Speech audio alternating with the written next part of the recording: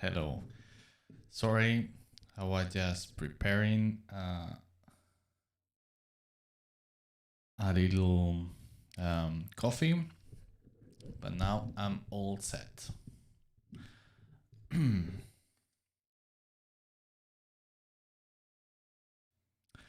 All right, let's see.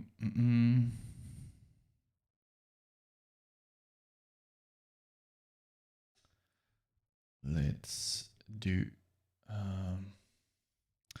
1 second, guys. Just need to check something.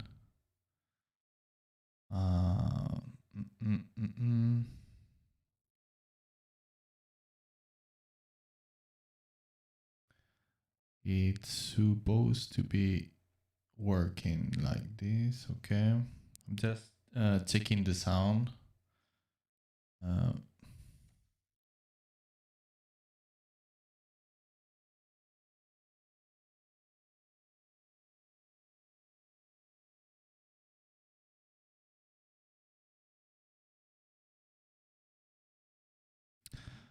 Okay.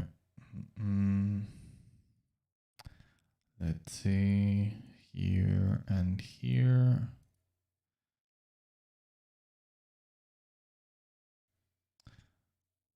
Well, okay, I think this should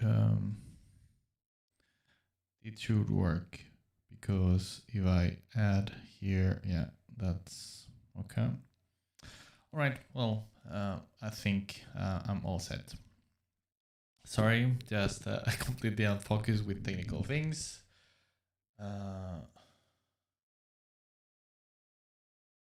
It's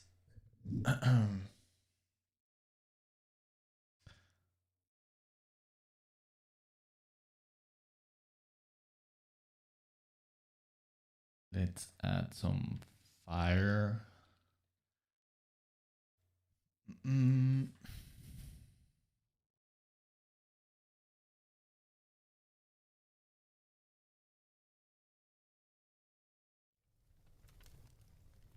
There you go. Warm and cozy.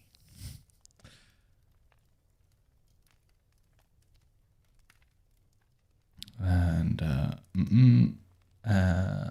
all right. Okay, so welcome everybody. Thanks for joining. I hope that you all had a fantastic week. Hello Pontus. Hello. Enjoy your film. Juan Toledano, buenas noches. Bienvenido.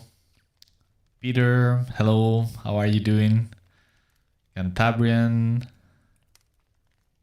Well, yeah, so I hope that you had a great week. It's been crazy for me working with this crunch period. I'm still are. So I was just working on something before the stream, and I will be continuing working tomorrow. But yeah, it's been crazy. I've been working for I'm doing some work for Wizards of the Coast, for Games Workshop. On top of that, I'm working on Dark Tide, and on top of that, working on another secret game that I cannot say anything about it, but yeah. So yeah, a lot of overlapping of projects, and it's been crazy, but hopefully this week, yeah, at the end of this week, everything start to go down, and I can have a normal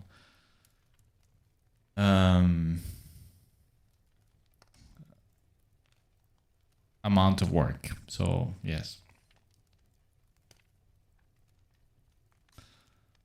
Okay.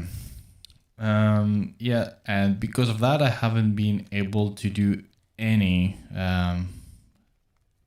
extra work on the character. So I'm just literally taking from what we left last week.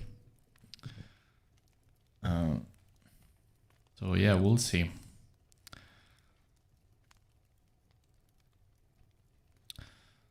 Okay. I also, by the way, I don't know if you know about this comic, but I just got it. Let's see. You can see here. Chronicles of Hate is amazing by the awesome Adrian Smith, which for all of you 40k or well Warhammer fans, you definitely should know him. And yeah, if you don't know it, it's absolutely amazing. It is yeah. I haven't finished it yet, but it's fantastic. Such a great work.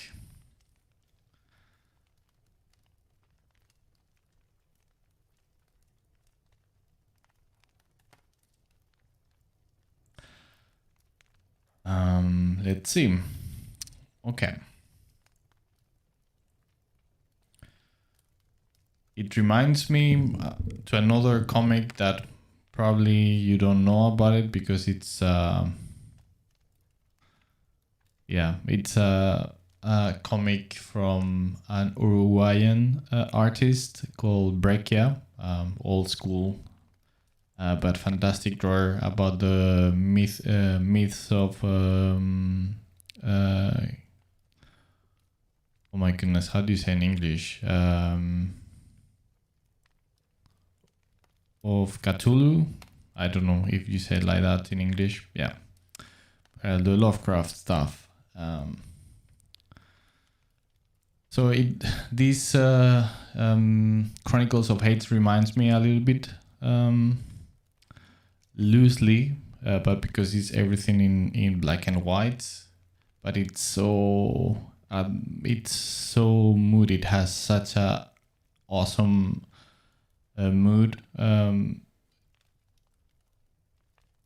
so grim dark is as I see it, it's like if it was a story about the lands from the Warhammer fantasy, if everything was happening in the land of chaos and the people that live there, barbarians and deformed and mutants and everything, it's very dark and yeah, and everything is completely over the top. And if you don't like too much to read, it's also fantastic because it has barely any words. It's almost everything just images, which is interesting, but it works pretty well.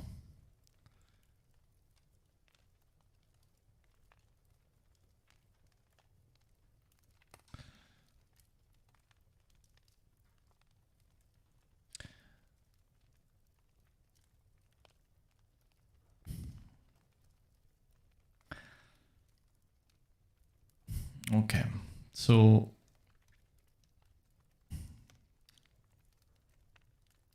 as I see it, we should be continuing a little bit with the defining more the jacket and pants and everything. By the way, I hope that you are all hear me well. That there is no problem with the sound.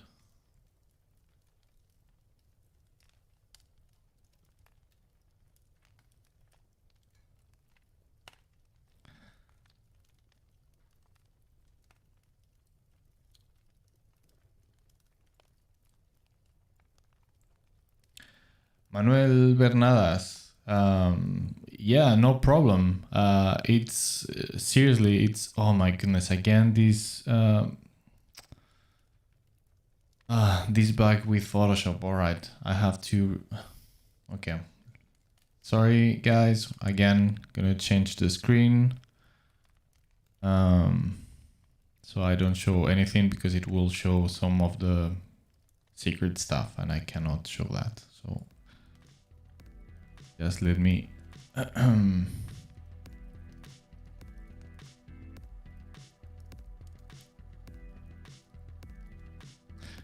thing is that there are several updates for Photoshop, but since last time I updated Photoshop, it really fucked with the program and I couldn't work. I'm just so afraid to make an update of the program. So I'm kind of stuck with this shitty bug and I don't know if it's fixed or not. Okay, now we are ready again. All right, so now it should work. So what I was saying, yeah, Manuel Bernadas, yeah, it's fantastic. It's so good. I can, let's see if I can give you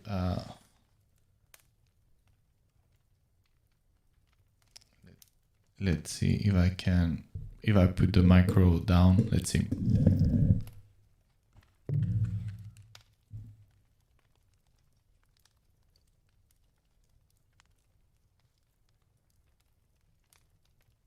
So everything is in black and white, super painterly. There is no drawing. Everything is painted.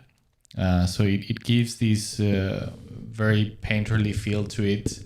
And things are very foggy and not well defined in many cases. So there are a lot of interpretation to do as a viewer, which I think it increases the suggestive power of the art.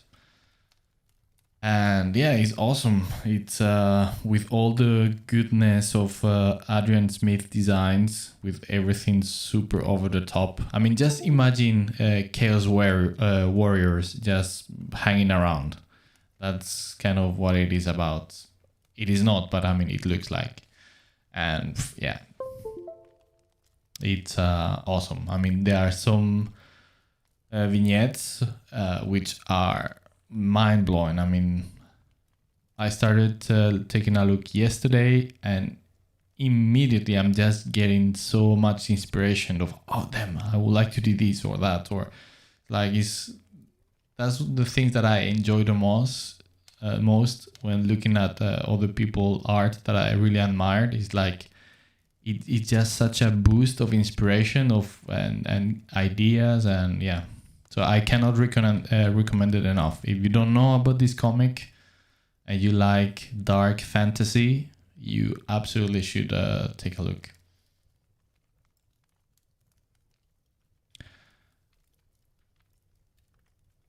Cantabrian, all right. Good to hear. Yeah, good to hear.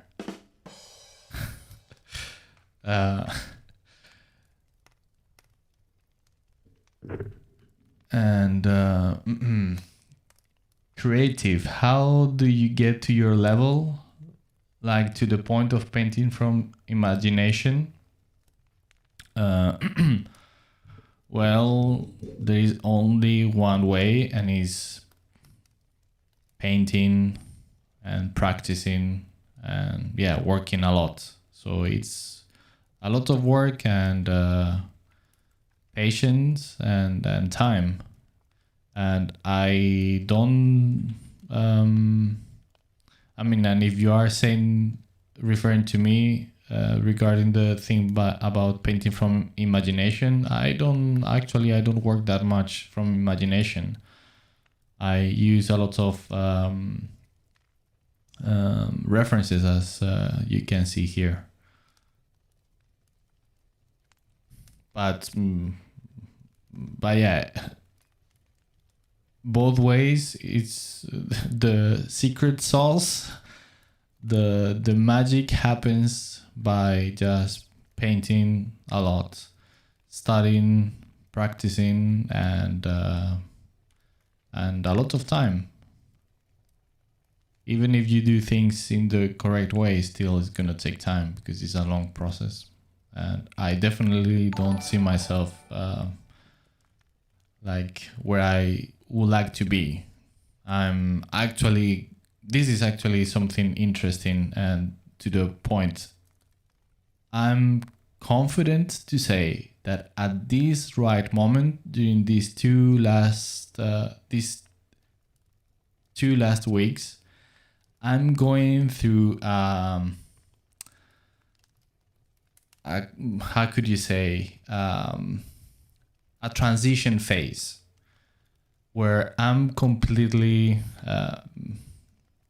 not happy with what I do, and I know what it is that I don't like, and I know what is it that I need to focus on. So I feel that I'm kind of, hopefully, it's not just about being frustrated about what I do, but actually and hopefully learning from it and getting better from, of course, this is a very subjective thing, but yeah, in my opinion, from what I do, I tend to get too focused into defining details and stuff like that when it's actually that I don't like, and I want to be a little bit more extra painterly and take less time trying to paint everything. And I know that that's a problem because, at least personally, because of digital painting. So I want to paint a little bit closer to traditional media. I don't know what it would be the word in English, but yeah, I would say more painterly. Perhaps it's the best way to say it in English. I'm not sure.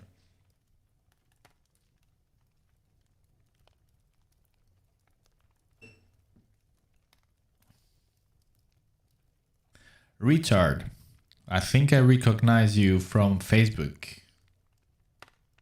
from your thumbnail photo. How are you doing? Yes, I completely agree. Space pirates need space RAM for sure.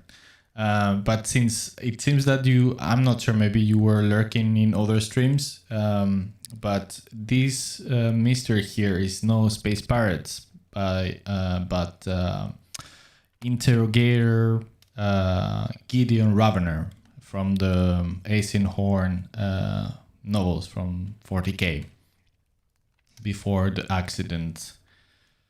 So he is an Imperial interrogator. And that's the whole point of doing this design, is trying to come up with a design, costume design, overall, the character that could work for live action film or TV series.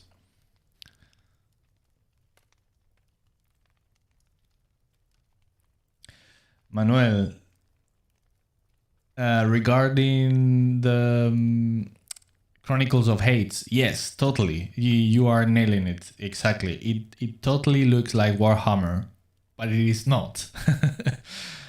But of course, I mean, Adrian Smith being such an iconic artist from Warhammer, it really how do you say, irradiates Warhammer vibes for sure, and that's also one of the reasons why I like it.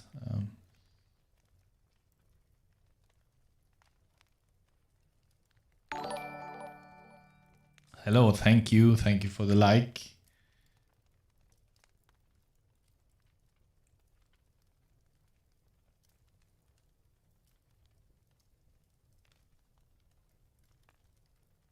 I'm doing good, Richard. Thank you. I hope that you are doing fine as well. Like I was saying on the beginning, I'm going through a very stressful 2 weeks with overworking myself because of yeah, just many projects overlapping at the same time. So yeah, I'm doing fine, but I'm being super tired and overworking. So I'm still working this weekend, but this is the last one, so it is good. So this is actually pretty nice to do something a little bit for fun instead of the pressure from doing some client work.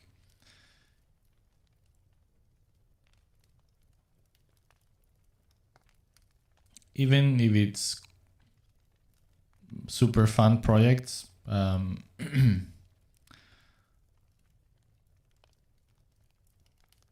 I'm actually doing the illustrations that I'm doing now for Games Workshop for 40K. They are nice.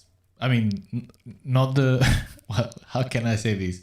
Not because what I'm doing, but the subject. I'm really enjoying it. I really hope that I can make justice to the subject, and that I manage to come up with something cool. But so far, I'm enjoying it quite a lot. Yes. And also the things for Dark Tide. Oh my goodness, if I could speak about what I'm doing.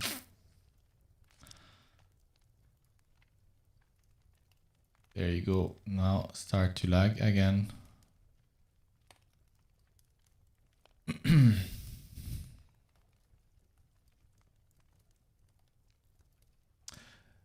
Nico, hey man, how are you doing? For everybody on the stream, Nico is an amazing artist. Do you have the fear of missing out? I have been saying yes to too many people trying to learn to say no. Yes, totally. Yeah. Especially, yeah. It's the same for me. Now I'm quite okay saying no. I've been lucky enough to get offers almost all the time, and I'm so adamant of not overworking. Last year was crazy for me, especially preparing the course for CGMA. On top of everything else, it was insane. So yeah, now I have no issues. Okay, I need to turn down. I cannot paint, as you can see. I need to once again to reopen the file. I'm sorry. I'm just gonna change the. This is so extremely annoying.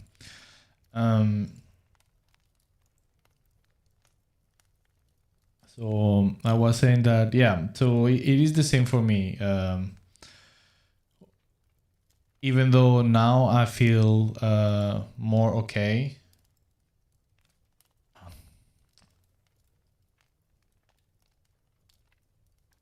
Okay, I need to, yeah, all my Photoshop is crashing. Yeah. Let me just restart fucking Photoshop. This is so annoying. All right, so yes, but the pressure, especially as a freelancer, is real.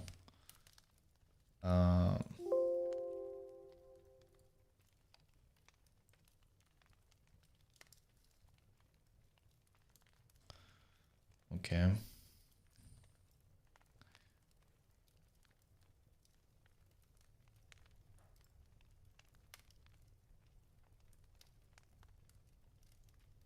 Yeah, having issues with Photoshop. Now it doesn't want to. Okay. No.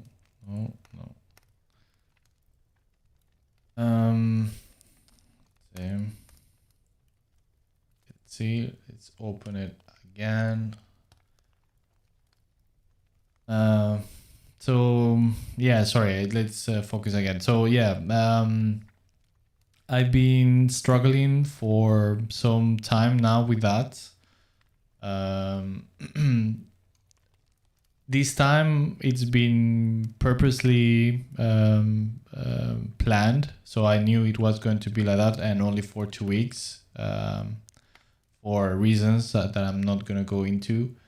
So it was planned, but otherwise now I have normally not that problem saying no anymore. And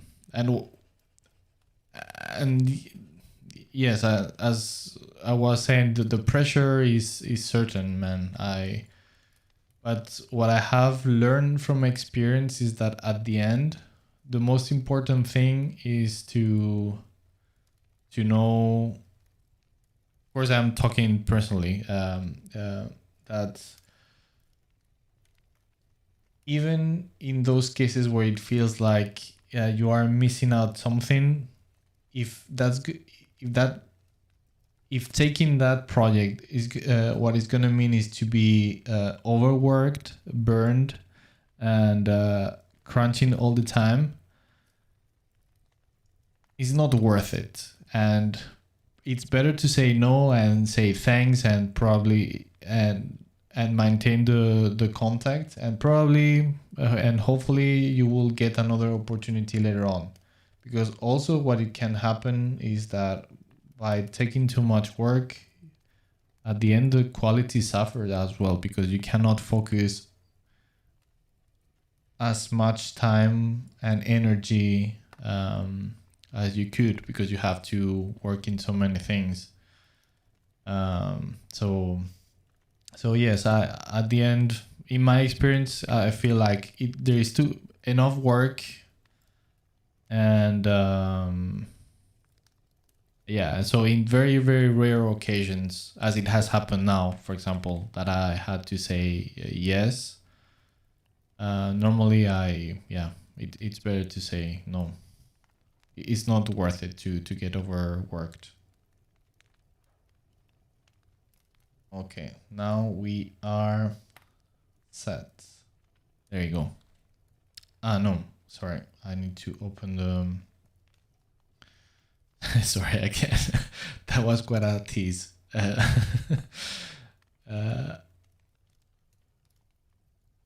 Let's see.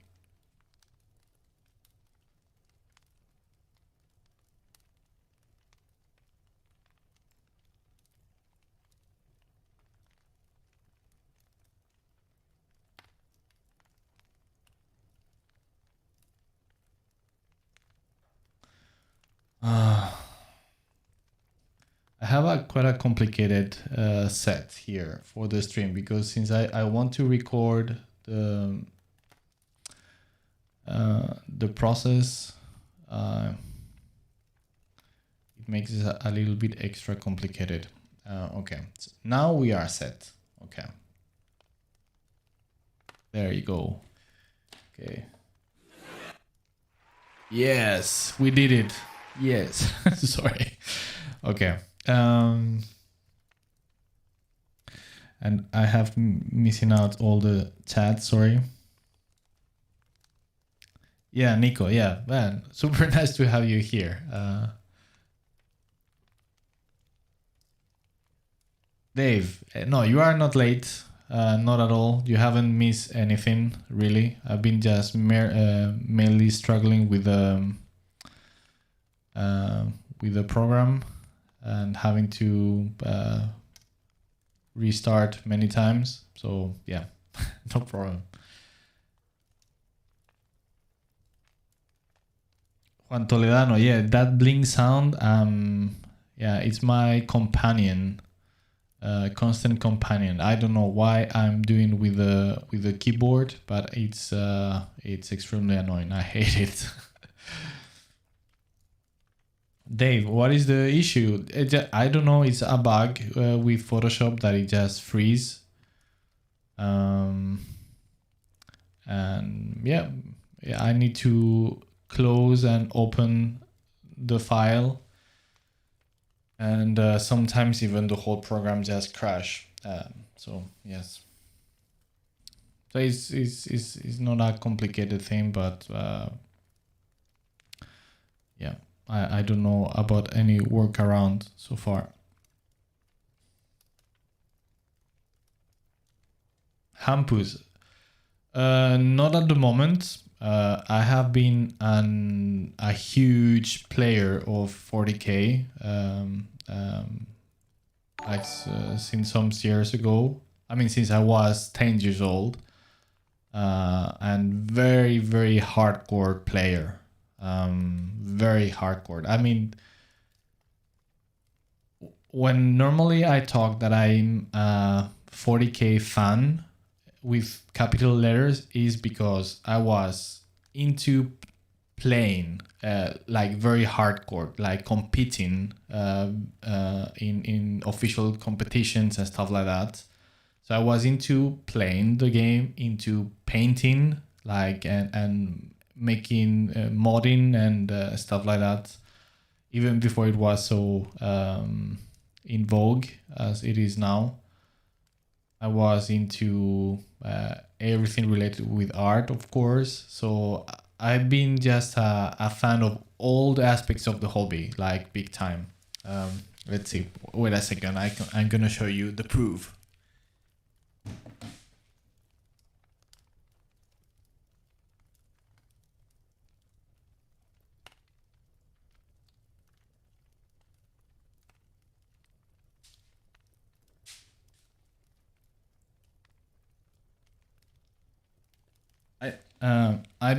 I cannot find other trophies now, but yeah, here you have a proof.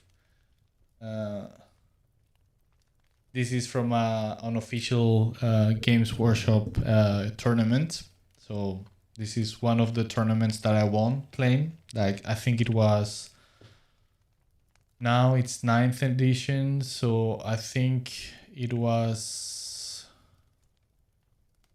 7th or 6th edition. Yeah, at that time. But now, sadly, and I have also won painting competitions as well, like miniature painting competitions and stuff like that. So yeah, but lately I've been so busy with work and real life stuff and being a grown up. Well, that. Sadly, I don't have the time that I would like to do that. I actually miss quite a lot painting miniatures and making conversions and mixing miniatures and stuff like that. Hey, Diego. Hello, mister. How are you doing?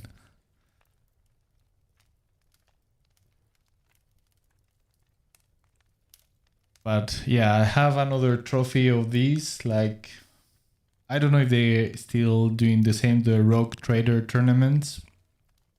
And several of painting. They are somewhere.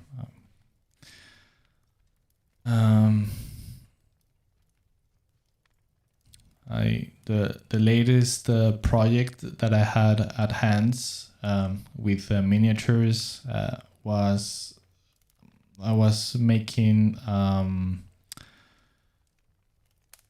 Imperial Guard army rule-wise, but visually is as it was like Chaos humans, like the Dam army. And I wanted to have as a general for my army a Chaos Space Marine. And using, I think, Commissar Yarrick as for rules. And the thing is that when I made my Chaos Space Marine general for that army. Ole, thank you for the subscription. Much appreciated. Welcome to the stream.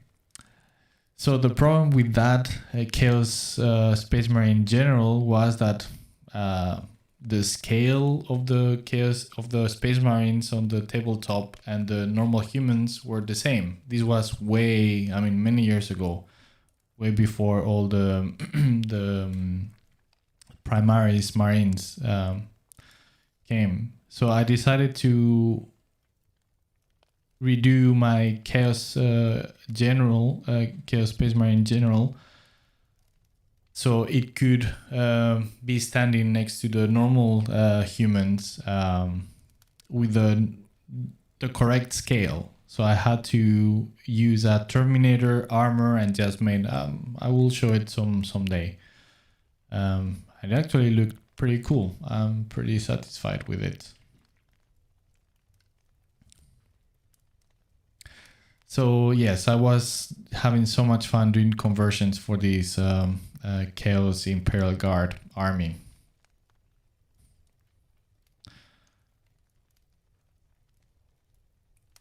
The latest, I've been doing a little bit of hobby stuff also. I don't know why I'm showing so many things today, but I was asked to do some painting for a Lord of the Ring sword. You can see here. So all these painting thing here, I've been doing it for a friend that asked me to do. So I've been using the miniatures, brushes, and all of that in order to do it. So that's my latest hobby thing related or close as such that I have been doing.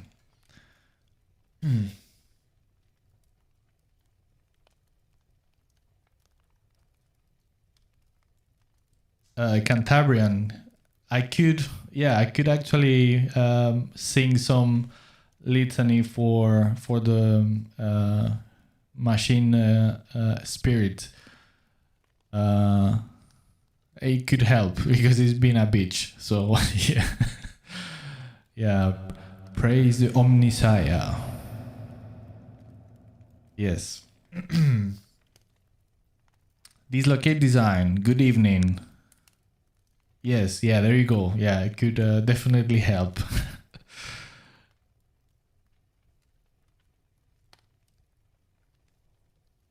Nice, Diego. Nice.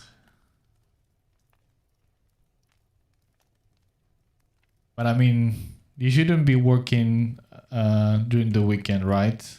I mean, I'm saying myself that I've been working my ass off during the weekend, but but that's because I'm stupid.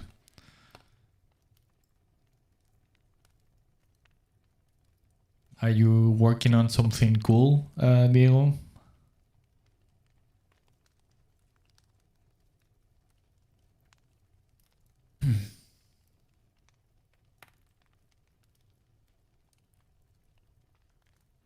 Richard, that's a good question, and my answer is no. I don't have any specific favorite music for painting. It depends on my mood and maybe the theme of what I'm working on. I find music extremely powerful tool for motivating myself and getting into the right mindset of what I'm doing. So if I'm doing something very, I don't know, grim, dark or something, then I will put something that kind of fits that mood. And sometimes it depends on how I personally feel, and I might want something happy or something. Yeah, I don't know. So it really depends. But normally for working, it tends to be more like soundtracks from films or things like that. because since they are a little bit more story-driven music, then it cannot fit a little bit better or more right for me at least.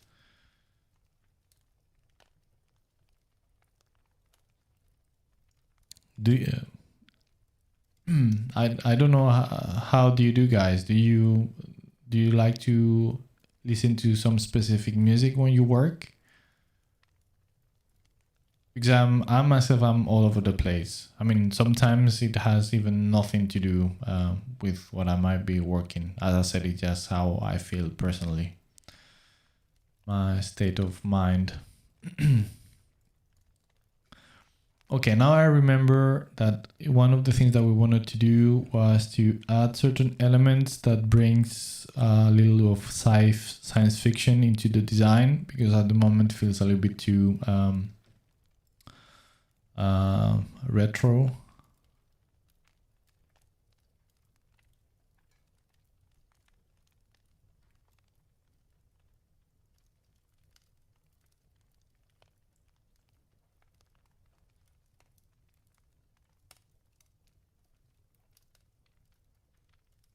Dislocated design. Yes, I'm better rested today than last week. Last week it was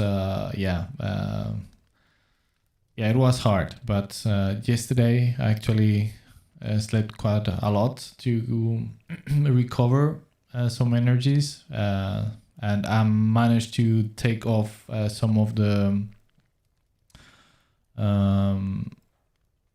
work that I was doing, this extra project. So I'm finished with that. So I'm just taking little by little some of the weight. So I feel better now in that sense. So I'm not as stressed as last week.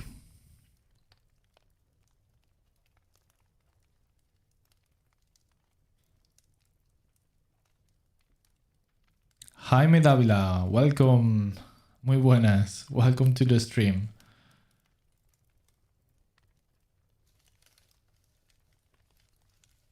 Diego, all right. Yeah, I totally get it, man. It's working on client work and teaching as well can be very demanding. So yes, I totally understand. It is a good thing. I cannot allow myself to have like 3 days. Even though I have everything very well planned, and so I, except for these 2 weeks, which are the exception, so I don't need to do overwork or crunching, all of that, but I'm still like 100% busy all the time with things. Because if it's not with client work, it's with my personal project, putting everything together, as I've mentioned many times on the stream already, that I'm planning to start with Patreon at some point. And starting to put real hours into the project, working on the tutorials, stuff like that. Then also teaching. So yes, I'm all over the place, which is fun. I don't complain, but yeah, I don't have. I cannot have like 3 days, sadly.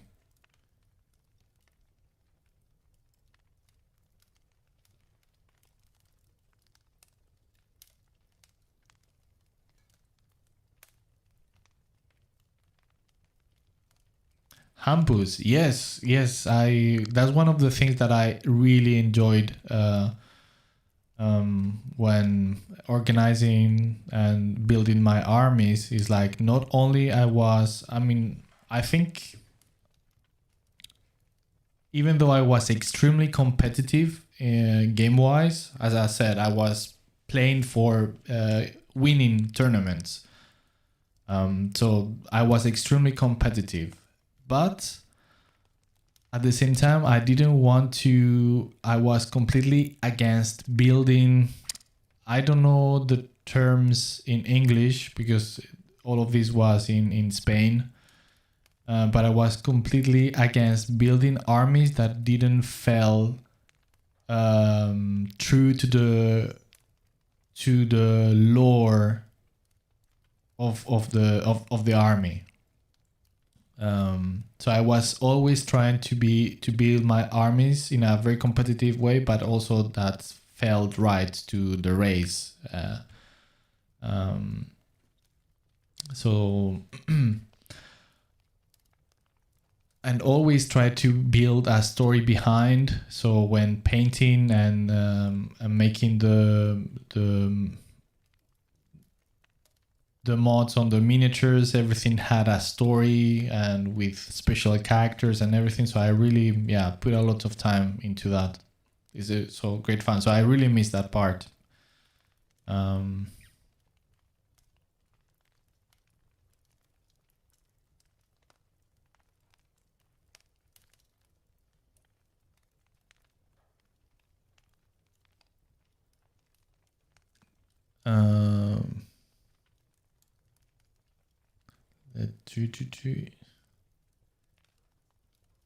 Nico, yes.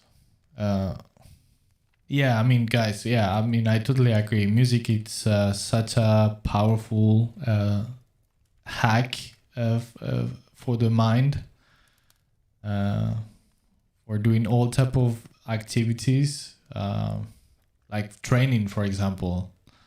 I mean, you can achieve so much more if you put like very epic music. The same with creative work. I don't know. I think it's some kind of magic that happens. I mean, not surprised that in ancient times music had such an important value and status. I was actually thinking about this the other day. Just think about it. Now, I mean, music still has that same capability of affecting us, right? Because of its suggestive power. But the problem is that in our days, music has lost a lot of that power because we are constantly being bombarded with music all the time. We get music in advertisements, we get access to music anytime, all the time if we want, of all types. It has become something casual. Even on the background, you have music and you don't even listen to it. You just have it like a background noise. And before, music was something literally magical. I mean, if there was no way to listen to music if it wasn't by somebody playing an instrument or singing, and that demanded skills that not everybody had, when you listened to music, that was something special, and you listened. You were paying attention. Everything was about listening to that music and how it affected you, and that's something that is lost. So we have got the advantage of being able to enjoy music, which is fantastic in a very easy and free way. But it has lost that magic, I think. And I think it's a little bit of a shame. I don't know. What do you think? I myself am a trained musician. I play the violin. And I love music. And yeah, so I love history, and I normally tend to think a lot about the music that people used to listen in different periods of times, and sometimes it's difficult to relate in that sense with how people experience music because of this reason. Because now we take it for granted. There's music everywhere all the time. I mean, how often it happens to you guys that you just sit to listen music? Just that. I mean, I bet that barely nobody do that anymore.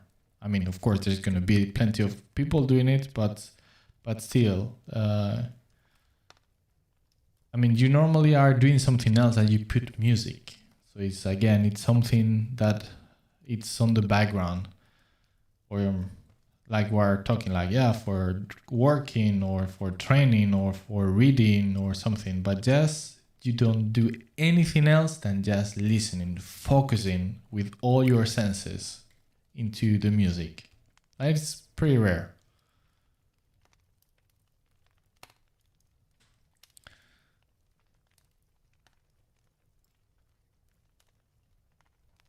Richard, yes, of course, it has become a product. Yes, I mean, and to be honest, I mean, in through history has also, I mean, became a trade and an industry of some sort, but of course, nothing like today. It's yes.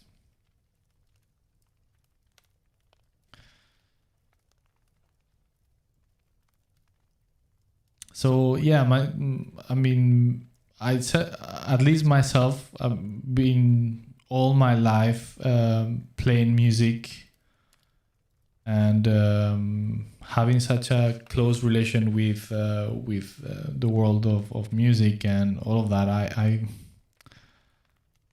for instance, now that I'm so busy, I barely have time to do something that I used to, which is this of just sitting and listening to music. It was such a major way for me of getting inspirations of ideas for paintings and stuff like that. It was like transporting me to another realm.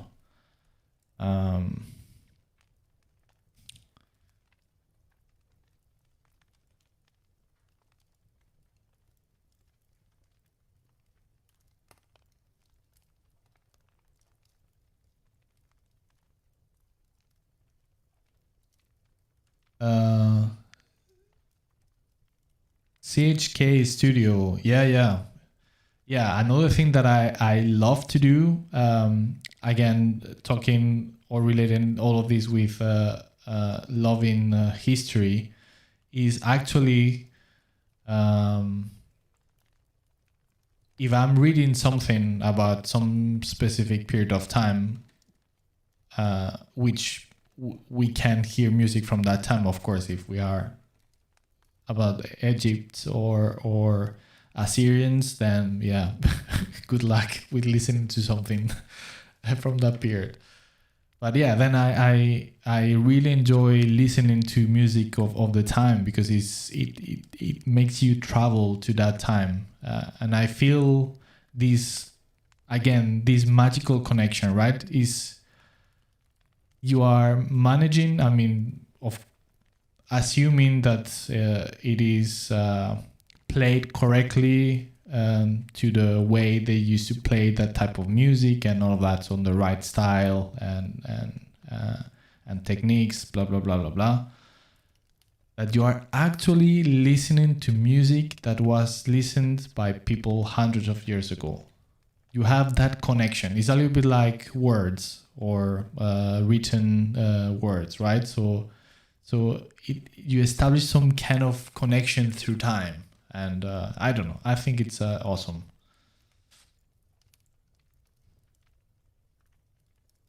And I think also another aspect that is sometimes I feel completely overlooked is the fact that by listening to that music kind of put you into the mindset of the people of that time.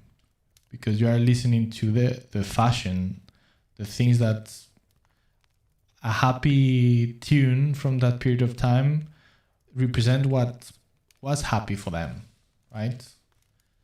And yeah, all these type of things.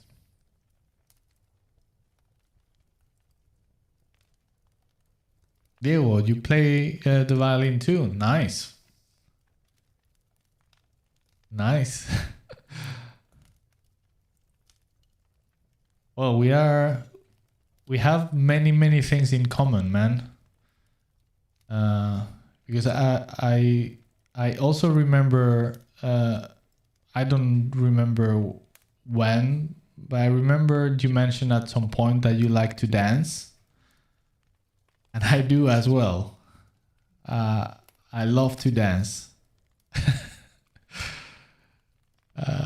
Yeah.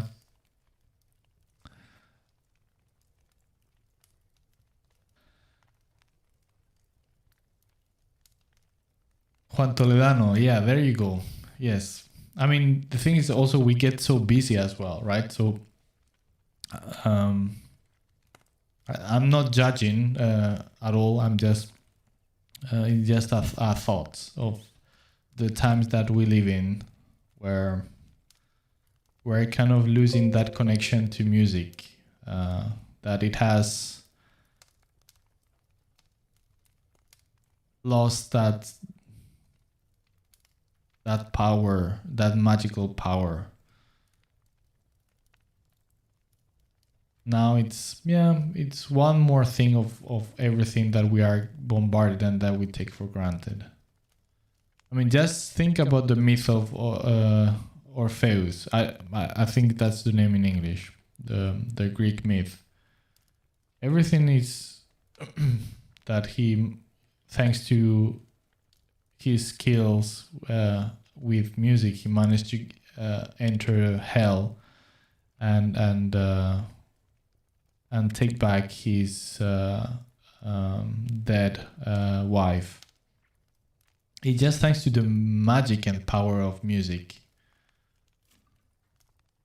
So within that context, it makes sense that those type of myths appear.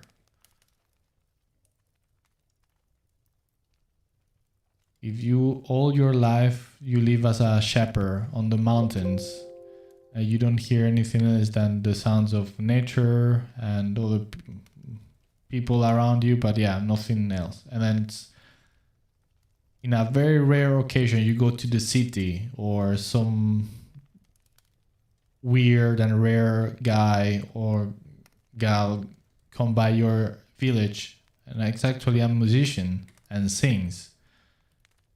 And that must have been so awesome experience. Just think about it. It just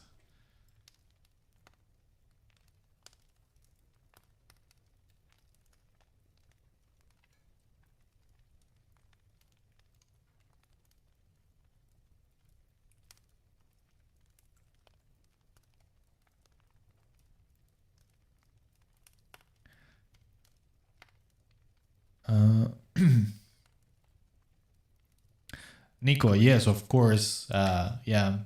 Music, it's extremely personal, for sure. I mean, that's why, for instance, I don't like to play music during the streams. Hey, thanks for the like.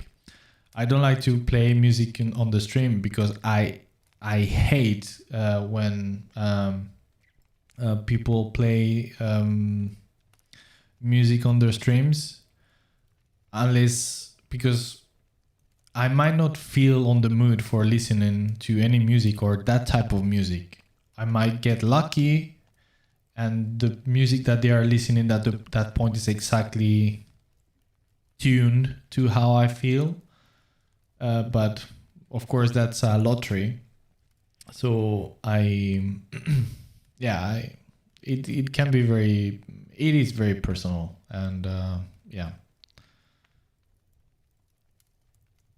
and also, like, I'm very reluctant to say if I have any specific type of favorite music, because it depends greatly. I have a very eclectic taste. I mean, what I mean is that I listen to almost every type of music. It just depends on how I feel.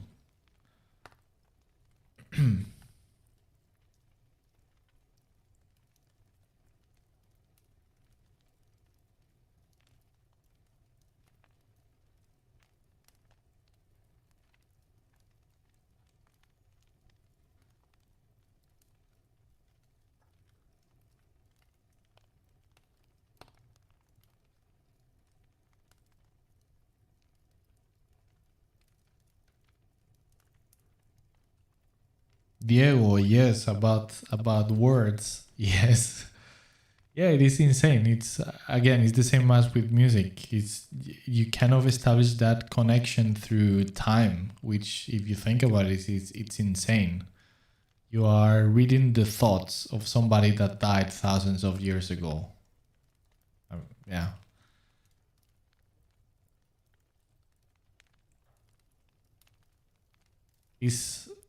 It's a hack of time, of the time continuum, right? In a very low take form, but it work. Yeah, it is insane.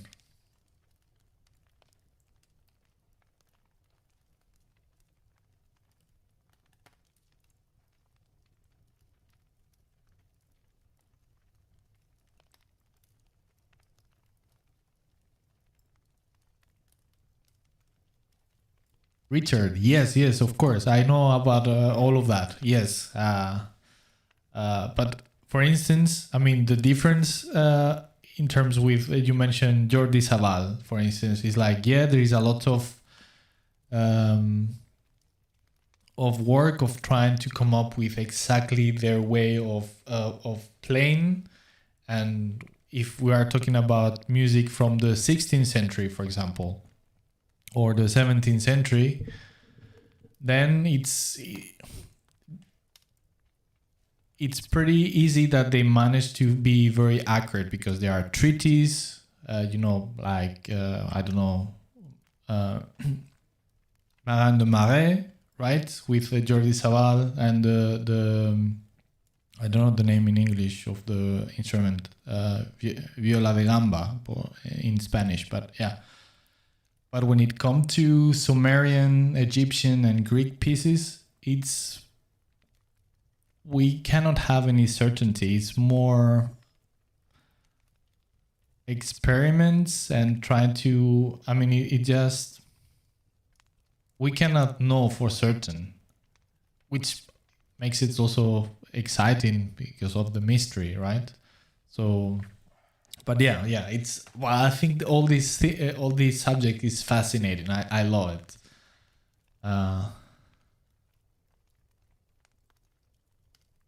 But yeah, the challenge with more ancient stuff than medieval is the fact that, yeah, it's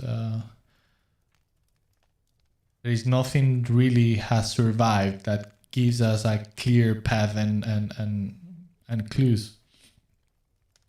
So there's a lot of guess.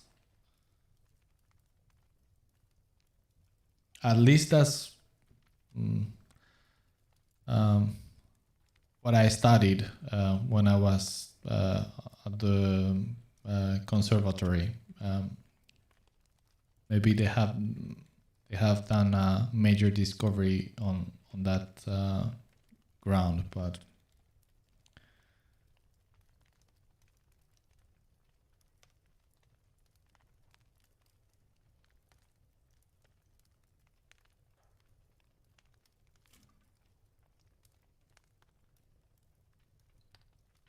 and by the way, the music that you are mentioning, Richard, about Alfonso X el Sabio, the cantigas, they are awesome. I love them. I totally dig that medieval music.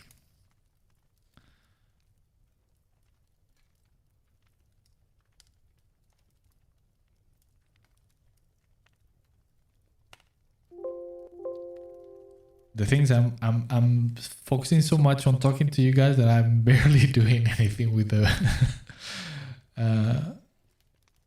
with poor Ravenor.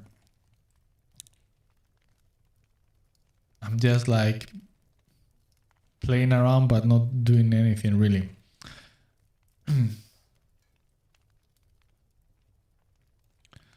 Diego, I cannot remember that scene in Rob Roy. I remember the film. I really liked it. But yeah, I get what you mean. Yeah, respect.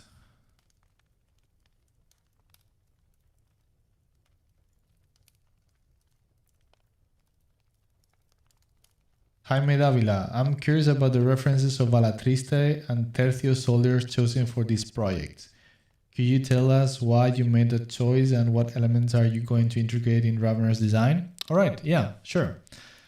So, it's mostly a combination of the, let's see if I can use a proper term in English, because I don't know if those are the proper terms, but kind of the cut of the costume lines. So, of course, it's a loose interpretation, all right? So it's just more as inspiration. But I'm thinking, when I'm thinking about 40K, I see a lot of, at least this is a very personal, of course, but I envision a lot of costume or like clothing when it's more elaborate. And of course, it could be argued that might vary quite a lot from planet to planet and their local culture, right? So it could be extremely varied. But to some degree, I feel certain things that could work as some visual tropes that are very commonly used on 40K fashion, right? Like wigs. Like as if they were powdered wigs. That could be something that make the fashion close to not 16, but 17, 18th century. So that's kind of I'm from that side of things. I'm looking more into 17th century fashion. Therefore, the tercios and Alatriste. But I'm also looking at these kind of cuts for the shoulders, which is very common from that period. So that's one of the things that I'm focusing on or getting inspired, and in a very loose way, once again. And then it was also in the case of Alatriste was more than anything because of this type of patterns on the leather, and maybe a layering of the different clothing elements. So yes, so that's it. So there is nothing more than that. You see, for example, a big inspiration in naval officers' depictions, taking fashion from the 18th century. But I like to go a little bit more down in time. For example, with this type of ornamentation and things like that I'm completely making up, but kind of thinking of certain love for adding ornaments on clothing and things. So that's kind of my line of thoughts, and why I have that for inspiration. For example, this guy here, so this is 18th century, the same as this guy here, but and you could see like this kind of cuts of the jacket is you can see that often into naval officers, Imperial Navy officers of 40K. So yeah, those are the type of things that I'm thinking about. I hope that answered the question.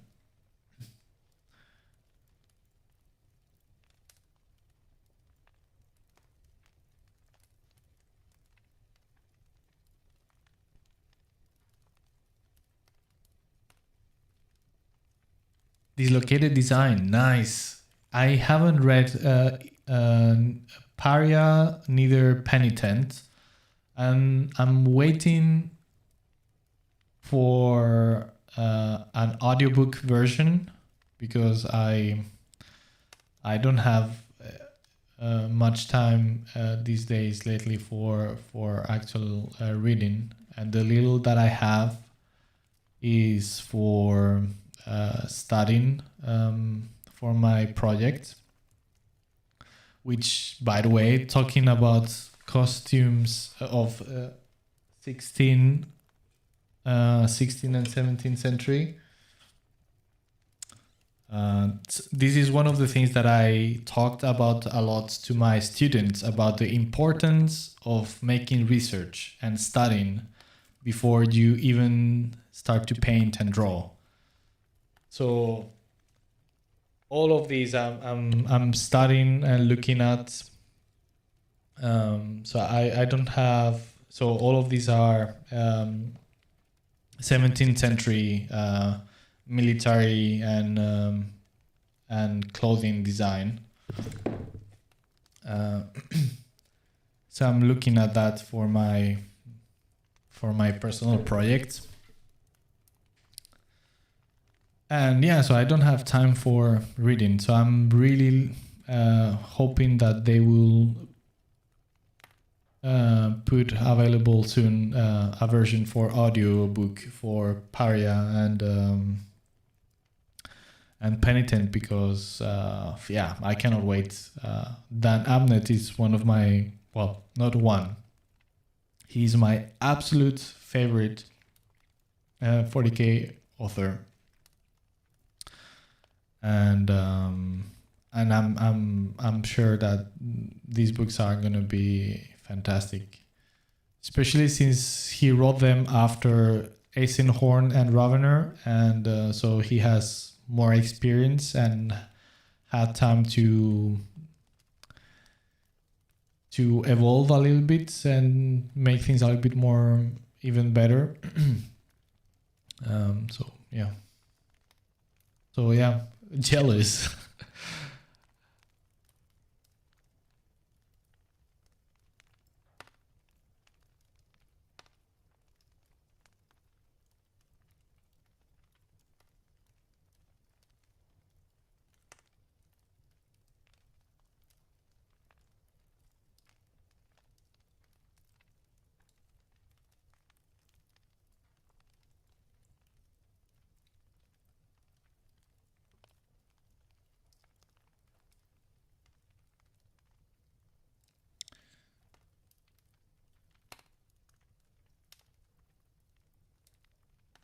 Diego, yes. Regarding written written words as magic, because it is. I mean, if you think about it, it is insane. I mean, again, it's one of these things that we take for granted, but it is the capability of putting your thoughts into a material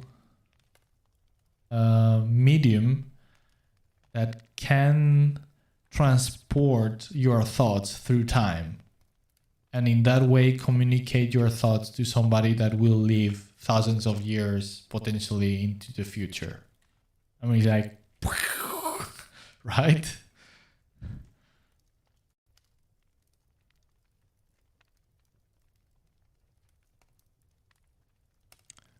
Wota, thank you. That's very kind to say. Thank you. Welcome to the stream.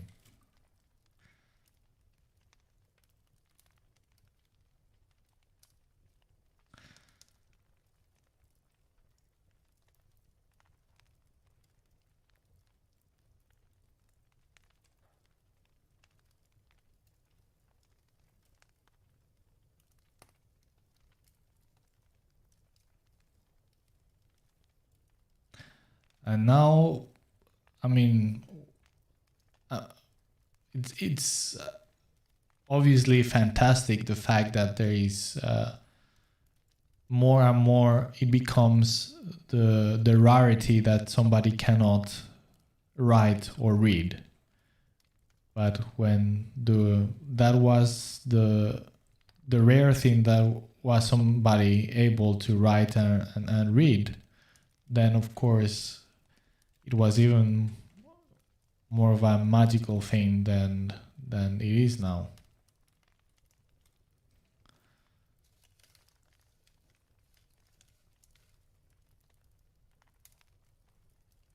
I mean, you could argue that, yeah, you are communicating with the ancestors and stuff like that, and through the gods and magical whatever. And from a practical point of view, it wouldn't be too far-fetched, right? Because you are actually communicating with the past.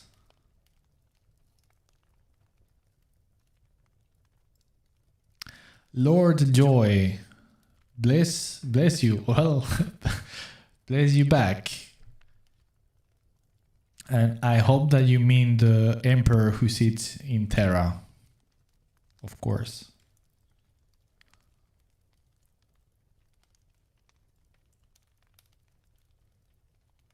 Dislocated. All right. So Paria is pretty different. Okay. I'm curious.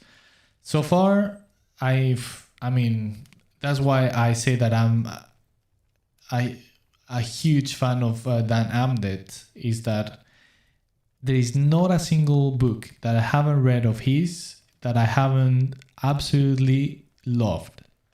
And he has lots of books that are different from Ravenor and and Eisenhorn, right?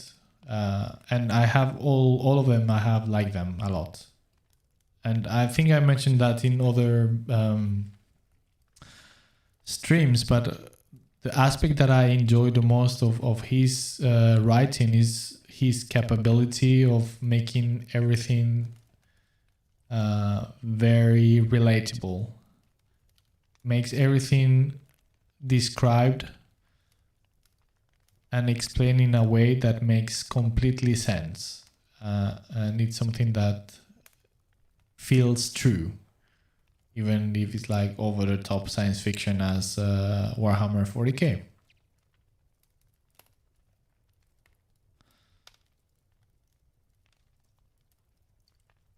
But yeah, I cannot wait to read or listen to those novels. But I mean, it has to be something similar. I mean, if it has to be something related with inquisitors and stuff like that, right? And conspiracies, at least.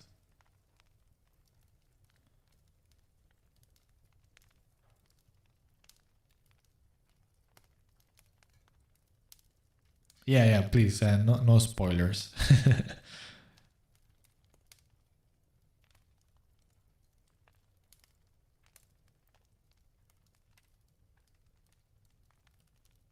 Lord Joy, yes. The Night Lords trilogy is fantastic. I truly enjoyed it.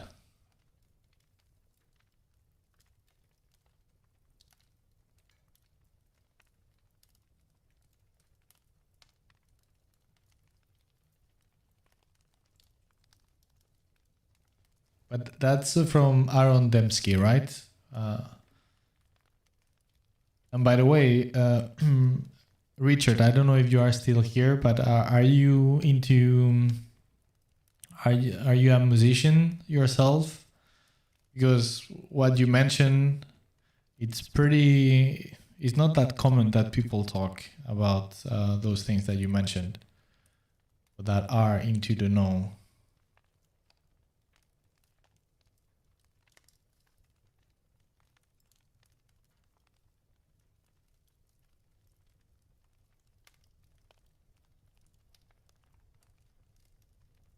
I'm a huge fan of Jordi Savall. I have gone to some concerts of his back when I lived in Spain, and I was lucky some some few years he came here to Sweden.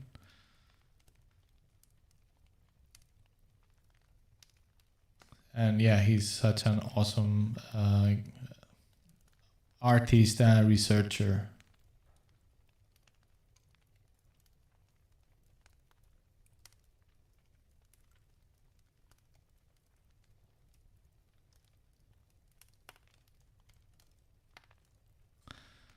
All right, let's see.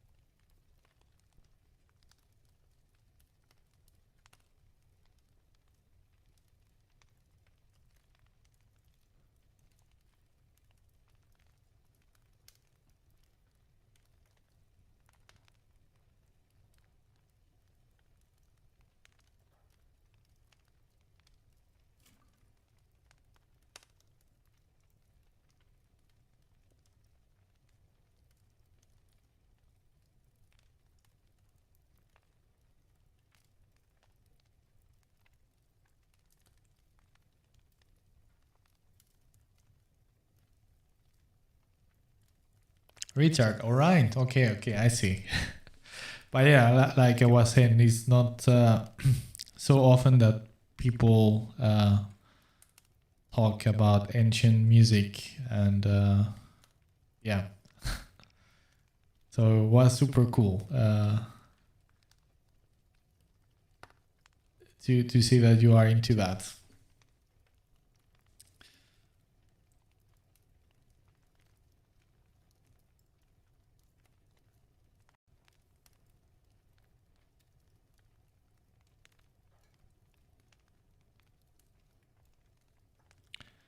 Yeah, that's another thing that sadly I don't have that much time either to dedicate to music, even though it's been part of such a big part of my life. I used to play in a symphonic orchestra and also in an ancient music group. So,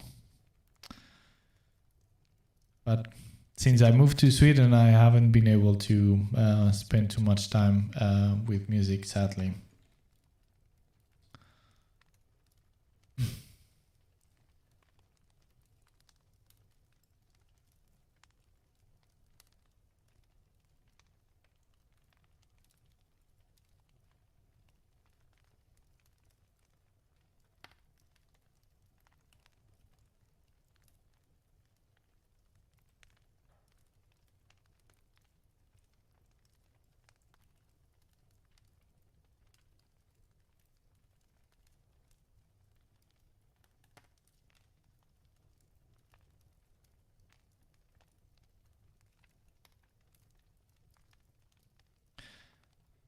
And for example, now that I'm doing so much research about pirates from the 17th century, something that I'm realizing is that in being an artist, I focus so much into the visual aspect of that research, right? How things looked.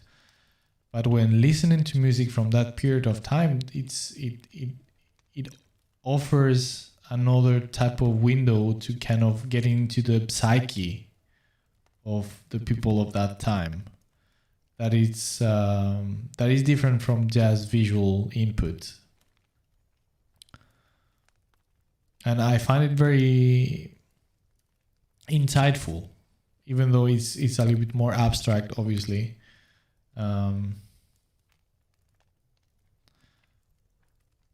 But yeah.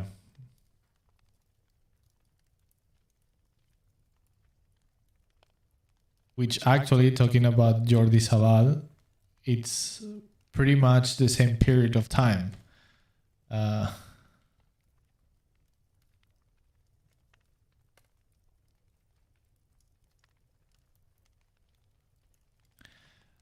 which is funny as well. And sorry for the rant about this, but I find it's such a fascinating subject. But if you think about pirates and music related with pirates, I bet that for the most part, people thinks of music that comes from films with of the genre of pirates. But the music that they listen has absolutely nothing to do. So the mental,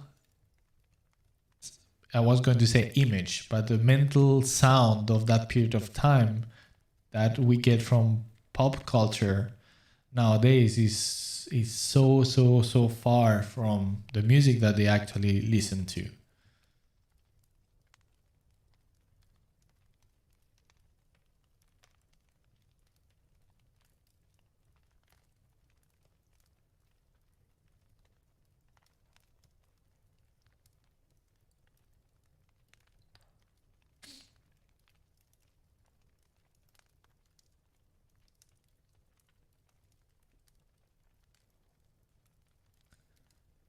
Jaime, yes, the actually people also the from the Eisenhorn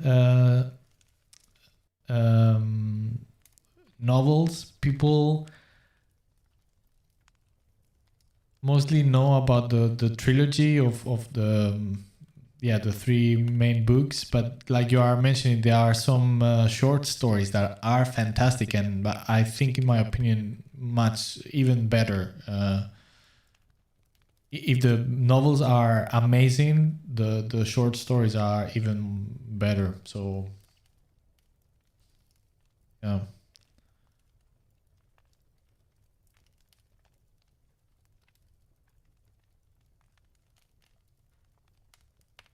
Richard, yeah, well, I don't know, but yeah, do you, at least in that sense, you could say that I'm into two fields of art, music and visual art, but certainly with not enough time to properly dedicate to both of them on the same level. I mean, I'm totally how do you say about I have the music side very abandoned or on the side, sadly, which is insane. Once again, I mean, it's been part of my everyday life or most of my life. So yeah, it is quite crazy.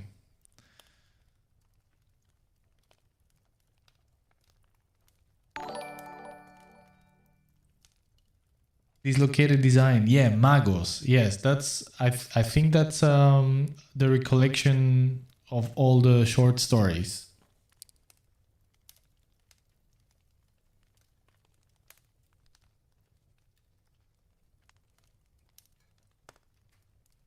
Yeah, it's yeah, exactly what I was saying. Yeah, those short stories are awesome. Yes.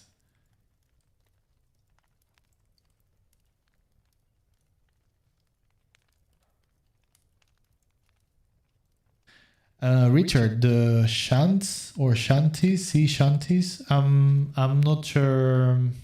I'm not sure what you are referring to. Sorry, English is not my native language either. Where are you from, by the way?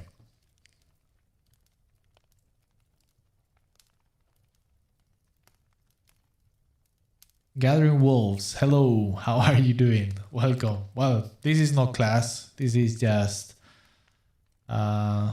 easygoing chat. We are talking a lot about music, its suggestive power. We are talking about 40K novels, about costume design, but many things.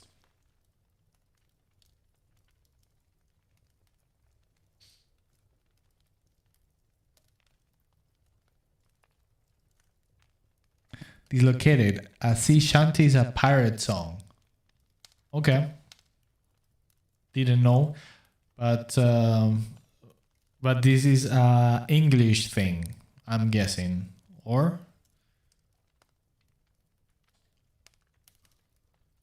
I mean, that's the thing. Is I'm reading a lot about piracy, and something that comes across very fast is how much anything related with piracy has been contaminated with popular culture and stuff like that.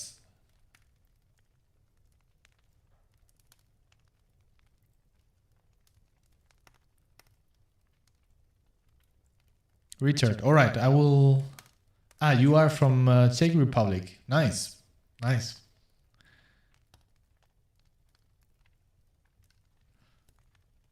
I will try that link later. I guess that is for the sea shanty song.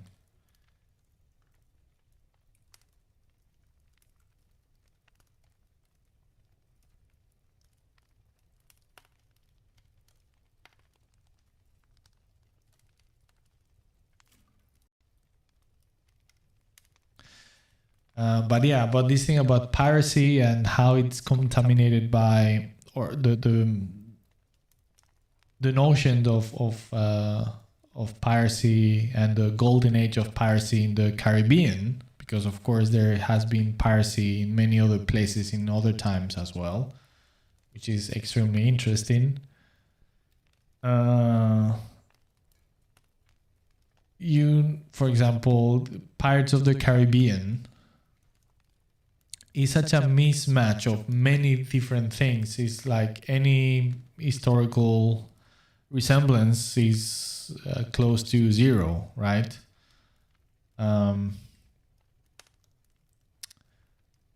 So I don't know, like figures like Captain Morgan, right? So it's such a legendary figure into classic Caribbean piracy. Has nothing to do with the classic image that we have of a pirate, which is more from the 18th century, but it's very much from the 17th century and close to this.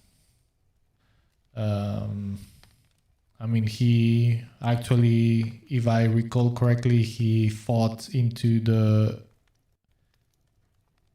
English Civil War.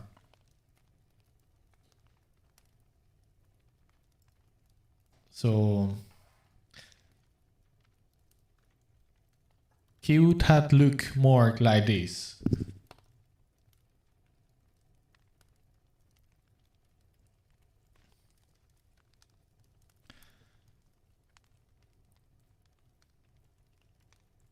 Okay, Richard, awesome. Thanks a lot for that link. I will definitely take a look. Much appreciated. I never heard of it, or at least not by name. So yeah, I will check it up.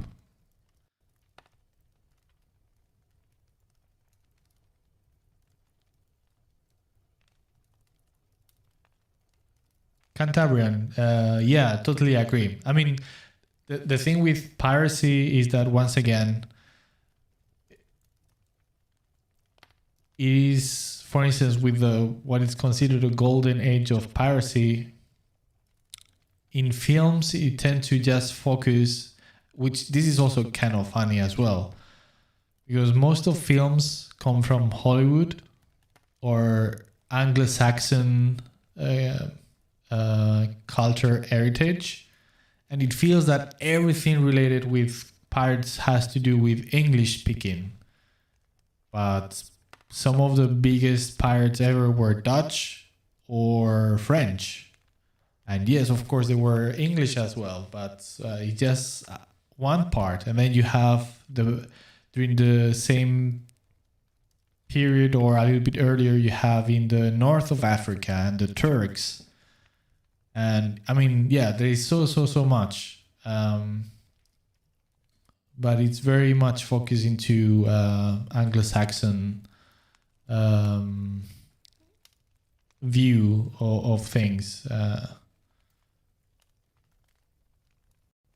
But at the same time, it makes sense if most of the films come from that cultural heritage. But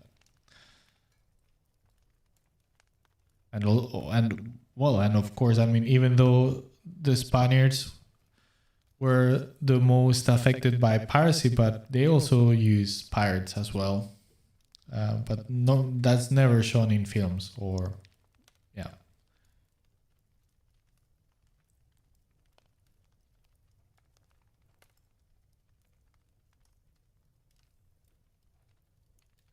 Okay, Diego, have fun enjoying the Siege of Terra. Thanks for showing up.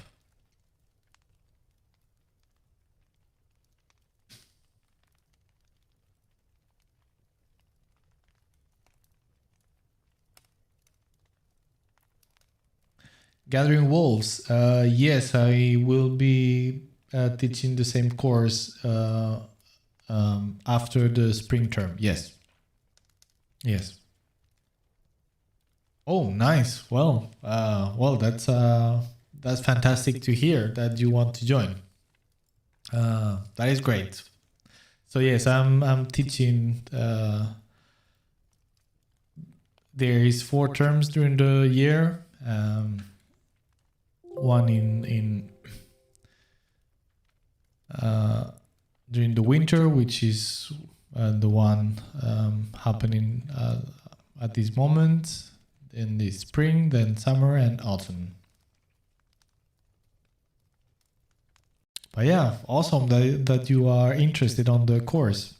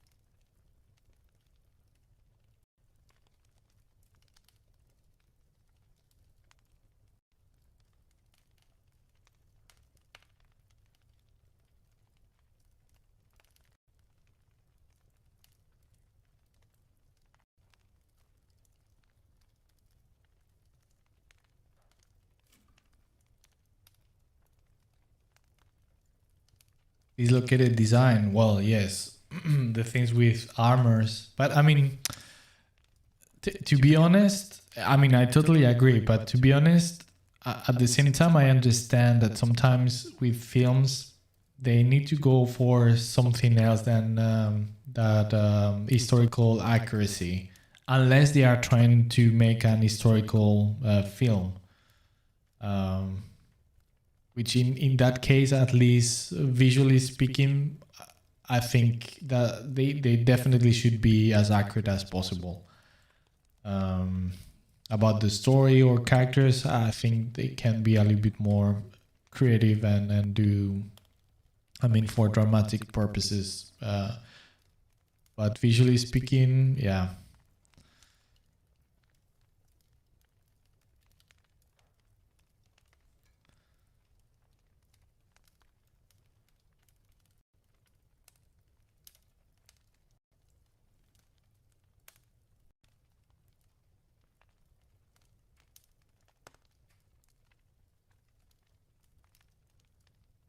There are very rare occasions where they actually nail those type of things. I'm just on top of my head. The only one that comes to mind, I'm sure there are plenty more, but like for example, the TV series Rome. I don't know if you have seen it, but it couldn't be more perfect from this talking about this subject about accuracy in clothing and armors and stuff like that, well, and everything really. That series is yeah, so good. It doesn't go for any of the cliches. It's actually going to the point.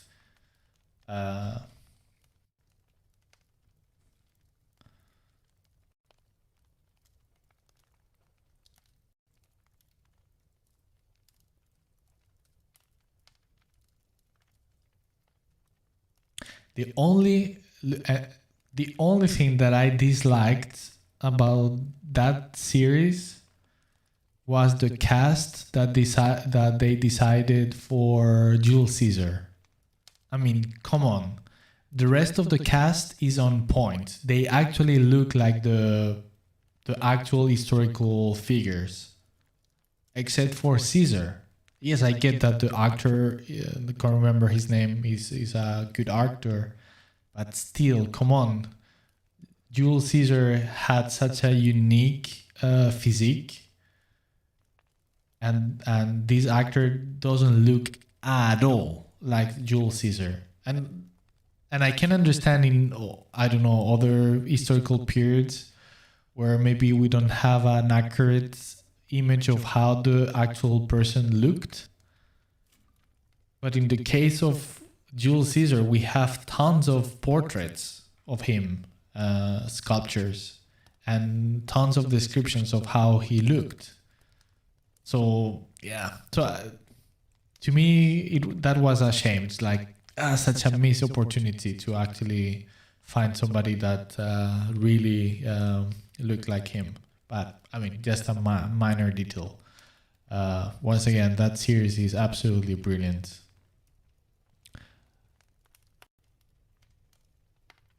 I think, if I'm not mistaken, I think that they even went to reconstruct an entire set of Rome. I mean, like set where they are gonna be playing. That was big as a city, and everything done with archaeologists and using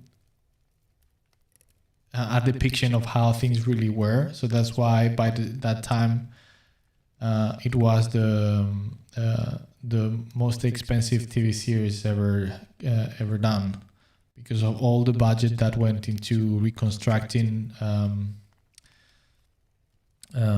places and the city of Rome as accurate as possible to how we think it was.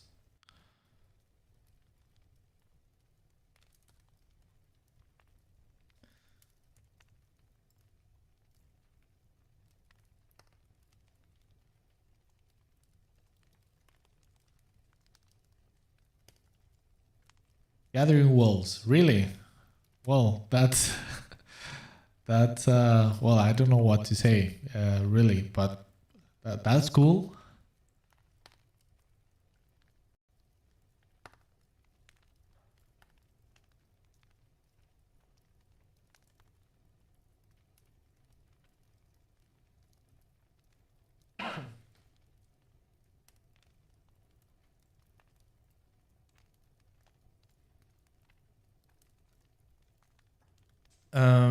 Richard, yes, I do, but since I started freelancing, I've been mostly focusing on character design because it's the part that I enjoy the most. But yes, I do as well. Not so much like actual designs for buildings or vehicles, but when I'm being the freelancer. But yeah, I do as well.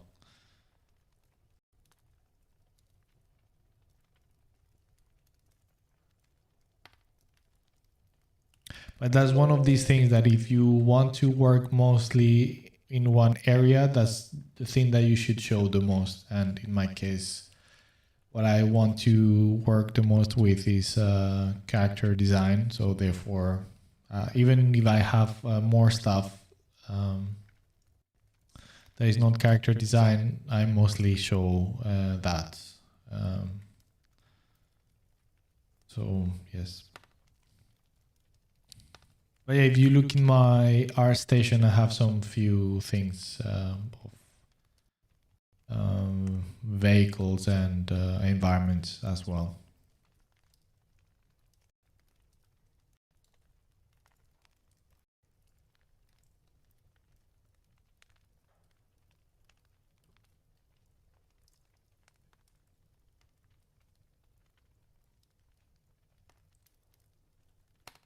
Dislocated design, yeah, all right. Yeah, and yeah, totally. If Eisenhorn TV series, yes, I totally agree. To me, it's super curious, and once again, I will kill to work on that series. But the challenge is huge. I don't know how they will pull it off. Yeah. I mean, of course, if they are clever and creative, they can do it with not a huge budget. But yeah, it is not an easy thing to do. So we'll see.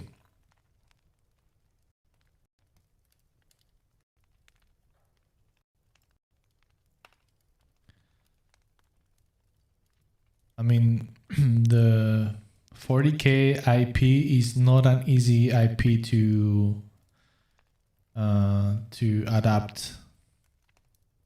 It is not.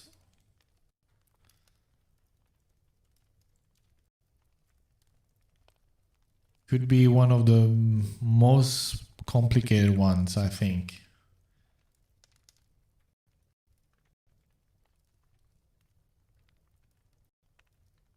Because it's in one hand, it's super over the top, but it needs to feel serious and believable.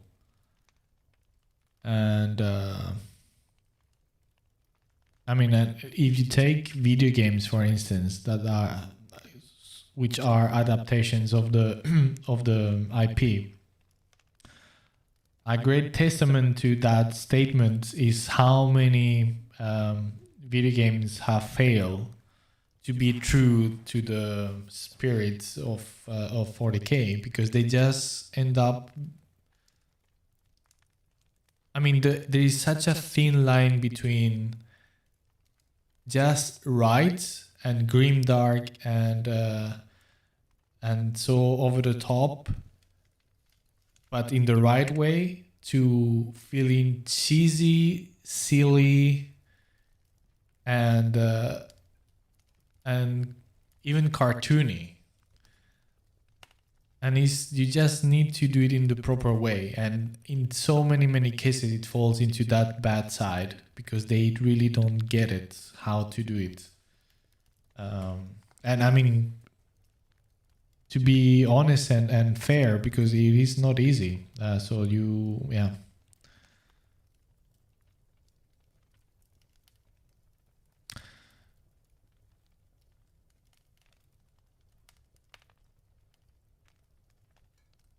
Jaime Davila, any news about Dark Tide?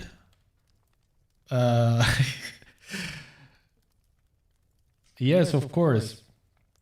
I could say that, and then it's gonna be this, and yeah, fantastic. It's awesome. Yes, that's everything that I can say. I cannot say anything, sadly. only that it's awesome. It is. I'm so hyped with it. You have no idea. And this is such a torture that I cannot speak about it. But it is awesome. It is. Well, and I forgot also because you can. We are doing, and then and this is, and that's it. It's yeah. I have no more words.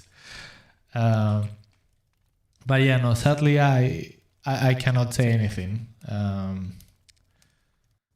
But it's looking awesome, really, and I cannot emphasize, for instance, this thing that we are talking about, really understanding the IP and how to adapt it to other mediums from a tabletop game.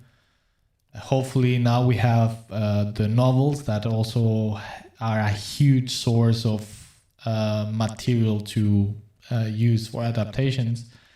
But the guys at Farchark, they know how things are. They really get the IP. They are huge fans themselves of the hobby, and it really shows. Yes, so that's everything that I can say.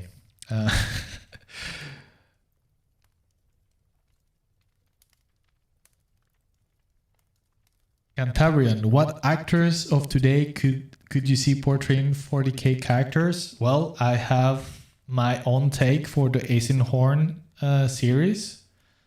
For me, there is no other actor that could play better Eisenhorn than this guy. Let's see. Let me just change the screen 1 second because I need to open some files and I don't want the inquisitorial kill team to knock on your door.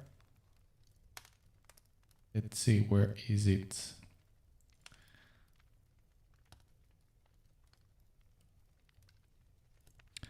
Beep, beep, beep.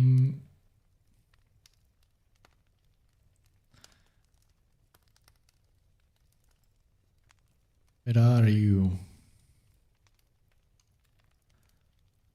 Here.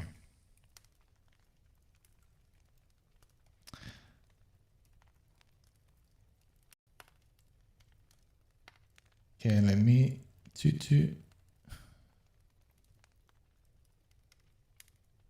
there you go. This guy, I cannot remember his name.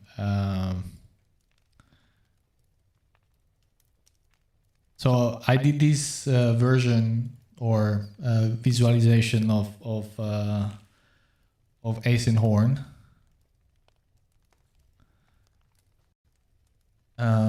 He's been in 100 films. He's super famous.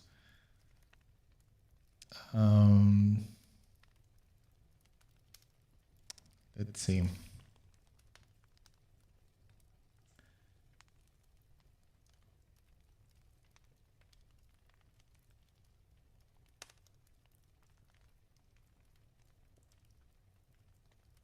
Jason Isaac. Yes. Yeah, for me, he is the perfect actor for Eisenhorn.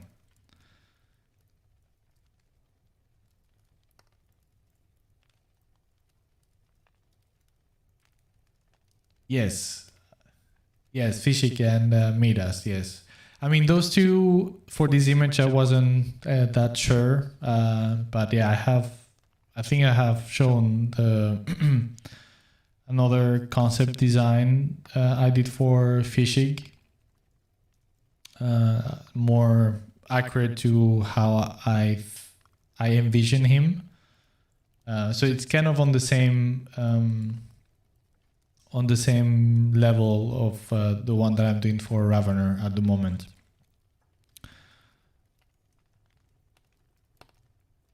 But yeah, for me, as for Eisenhorn, like This guy, Jason Isaac,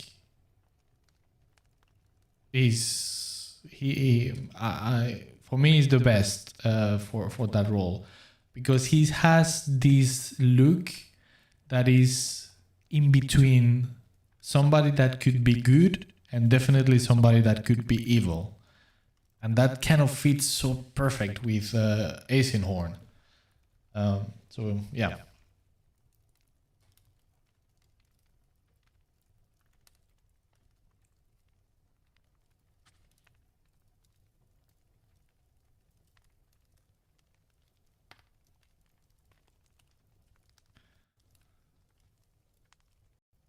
And well, yes, I can. I don't know if you have seen. Let me just once again close here.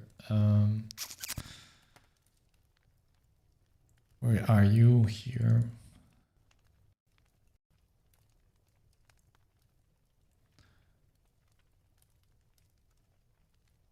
Yeah, and fishing. So I did another concept of him. So that's how I could imagine him without the arbitress or arbitrator armor.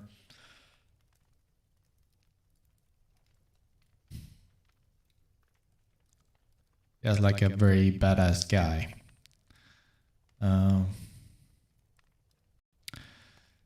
So yeah, I would be interested on doing more of Eisenhorn retinue. So I will definitely continue with somebody else after Ravenor.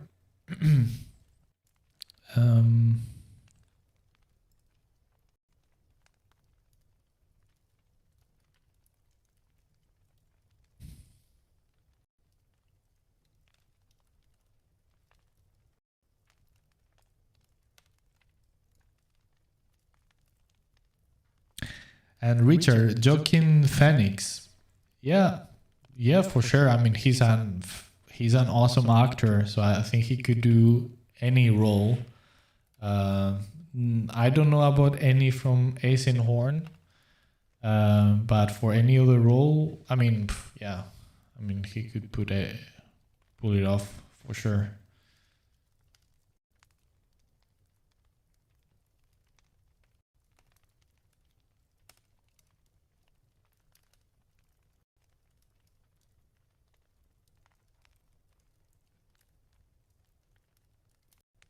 I love his role for the Joker. Such a brilliant film, my goodness, so clever.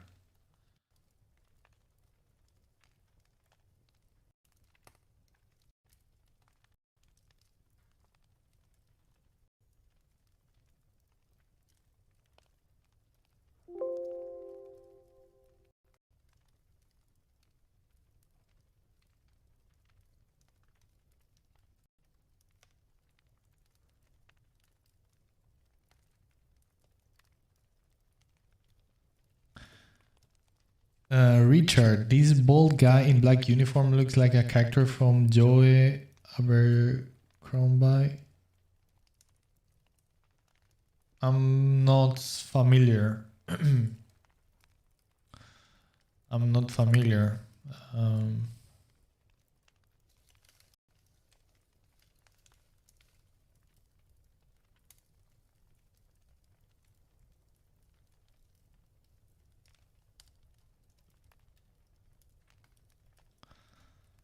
I really like this character, actually, on the novels. I'm not gonna say anything about him for no avoid spoilers, but yeah, such a great character. I mean, all the retinue from Eisenhorn and Ravenor later on, it's so great, so many great characters. It's like a gold mine for character design. And for instance, like this depiction of Ravenor or this one from Fishik, they are pretty turned down. They are pretty sober. But I would like to do with some of the other characters a little bit another take, like maybe geared for one of the missions, like completely geared with armor and stuff like that. That would be cool. Just to have a little bit contrast. And even though I did this take on Eisenhorn, but it's more like a keyframe, so to speak. But maybe it would be interesting to actually go full on into a full rendition of Eisenhorn. I mean, it's a little bit maybe not that interesting because there's already a lot of depictions of him in one costume, so we could play with that and do him with another attired, but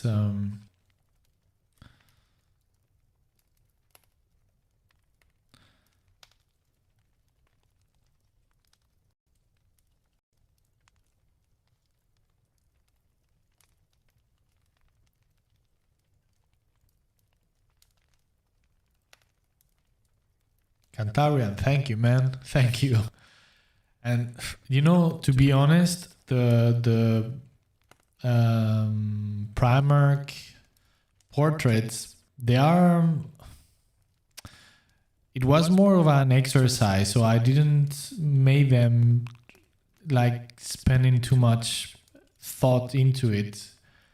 And to me, the result is that I'm not satisfied in that sense, because my primary goal and concern with those portraits was more as an exercise to do a full portrait in 1 hour. That was it. So it is very limited amount of time.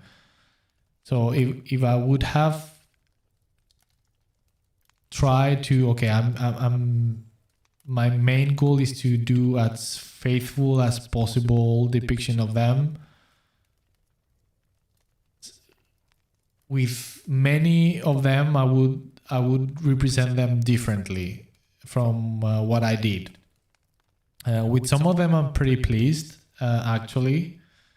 But of course, I mean, with some of them, you have maybe a clear mental image of how you see them, but with others, it's not the case. And yeah.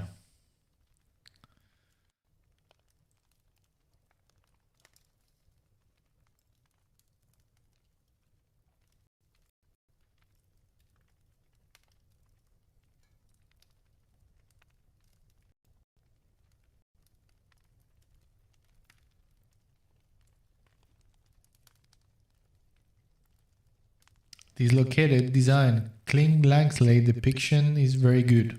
I'm sorry, but I don't follow. Can you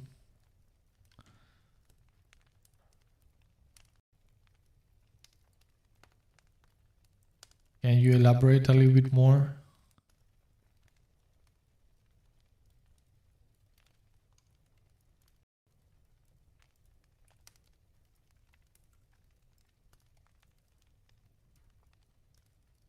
Okay, I'm not sure exactly of which illustration is that one, because there are several ones, and I think depending on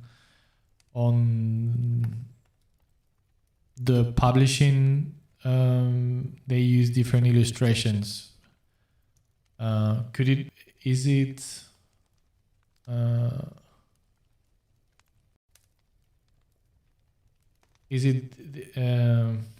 Is it this one? Oh my goodness. Is it this one?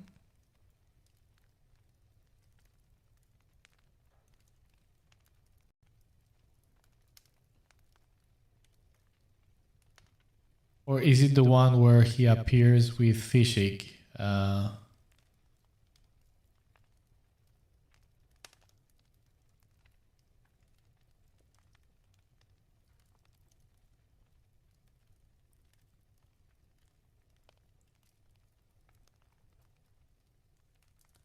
Peter, which 5 Primarch portraits would I redo?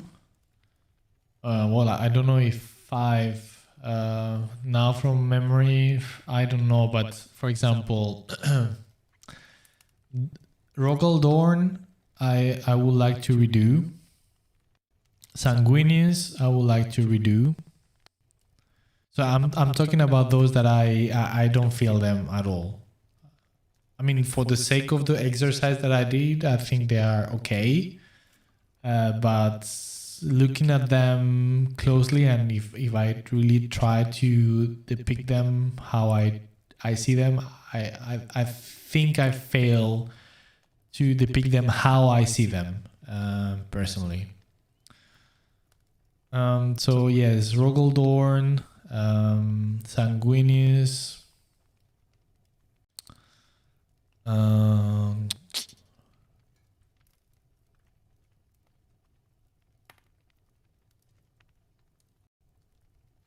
Who else?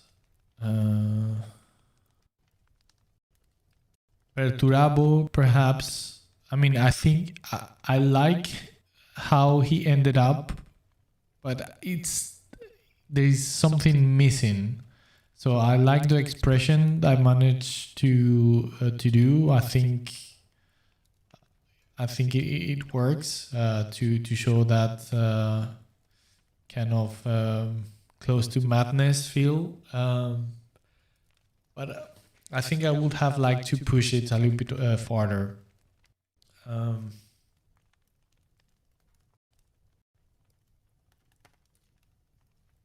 Who else?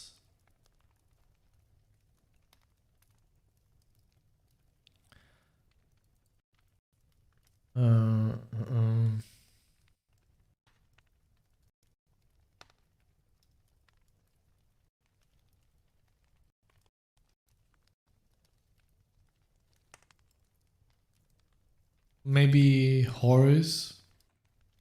I mean, I did recently another depiction of him, which I like more. But the thing is, another focus that I had when doing those portraits was to focus on the human side of the Primarchs, not to show them as demigods, but more on the human side. And for instance, like this latest depiction of Horus that I have done, it's focusing to the corruption of his on his latest moment, on the peak of his corruption. So he looks more like a corrupt demigod, so to speak. So there is no humanity on that depiction. So I couldn't have done that for the portrait of Horus on that series.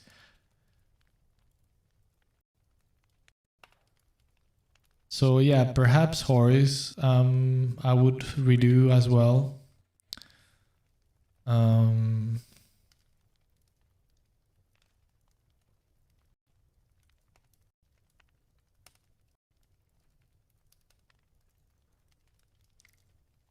I think, to be honest, I think those are the ones that I'm not that satisfied with. The rest, I think they are kind of okay. Kind of okay. I think my favorite ones are Alpharius and Omegon. I think they are the ones that I like the most. That are kind of nailed, in my humble opinion. I think they are like spot on. The rest are like, yeah, okay.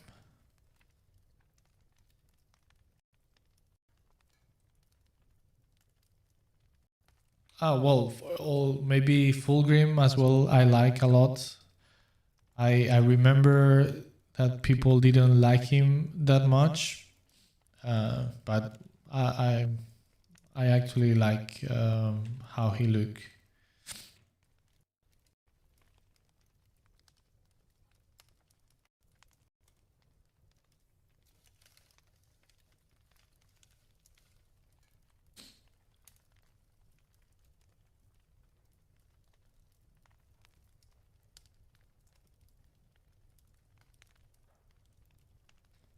Well, thank you guys.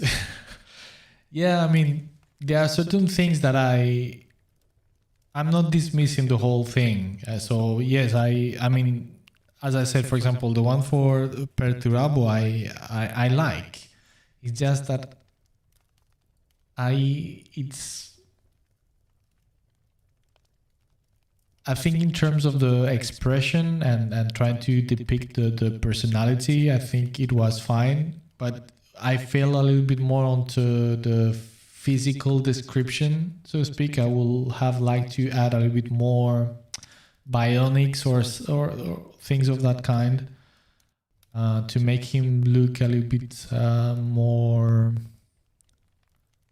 monstrous in some way, if that's the appropriate word for it. I'm not sure. And the thing with Oris, I also liked the expression that I made on him, but there is something on the face that is not quite, yeah.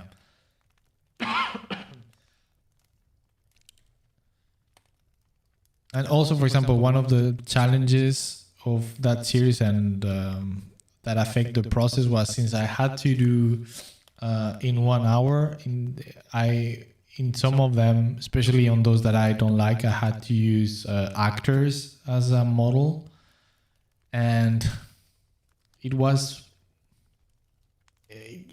doesn't cut it for me.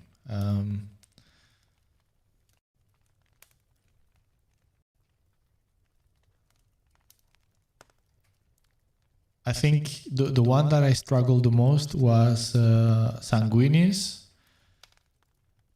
because I was struggling to kind of balance the angelical part of the character, but then this other side that he should look powerful.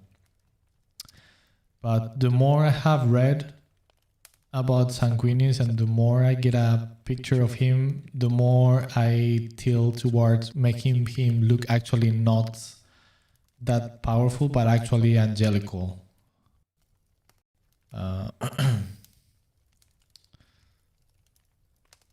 But yeah, a very difficult character to pull off, really.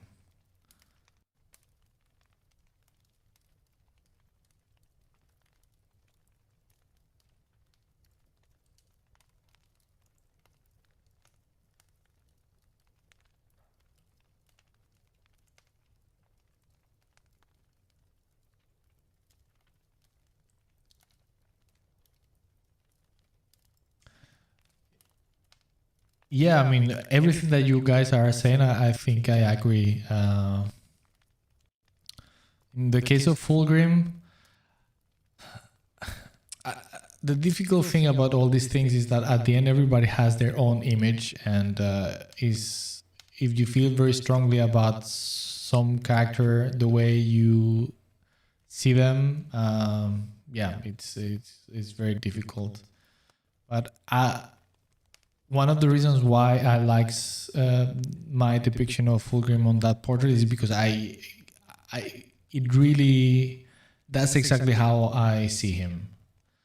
Not necessarily beautiful as some people imagine him, but more as a attractive face or features, which of course we fall into a territory that is a little bit muddy, because all of these things are very subjective, right? So what somebody might feel attractive or beautiful might not be the same for somebody else. So yeah.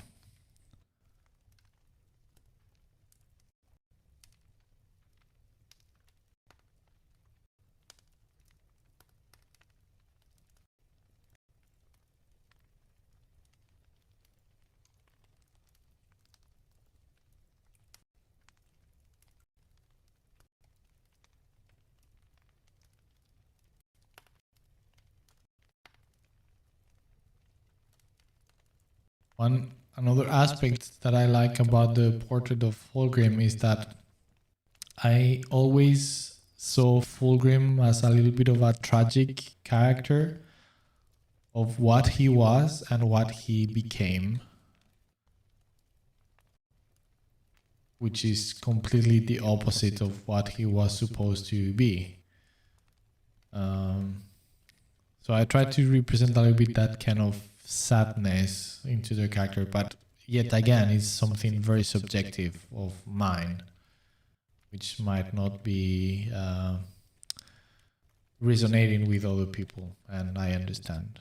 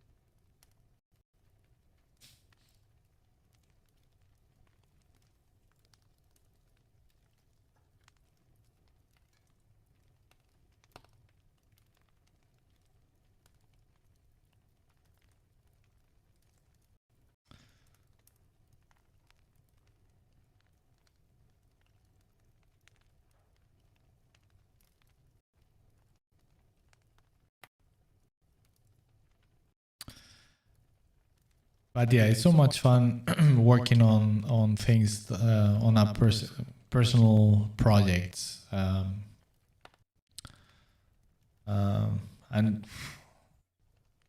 I cannot wait to really fully commit to my personal project, and to be able to start show and share things about it, because of course, that's what I'm gonna say, but I truly believe it is an awesome project. I mean, it's gonna be about space pirates, right? So it necessarily needs to be awesome.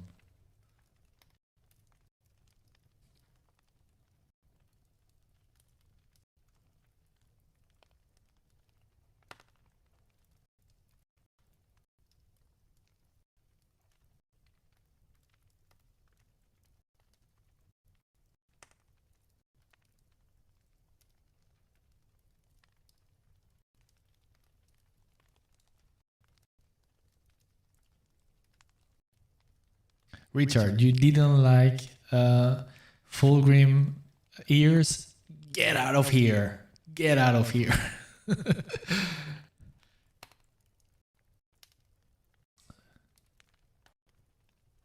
Yeah, maybe if I recall, I can't recall correctly, but yeah, maybe they were a little bit elfish. Perhaps, I don't know. I mean, it could have been because of the roughness of the sketch.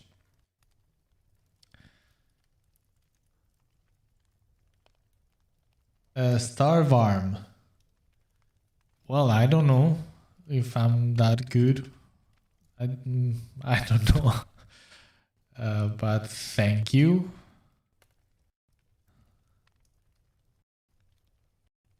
I try. I try to do my best, and normally I feel that I don't manage.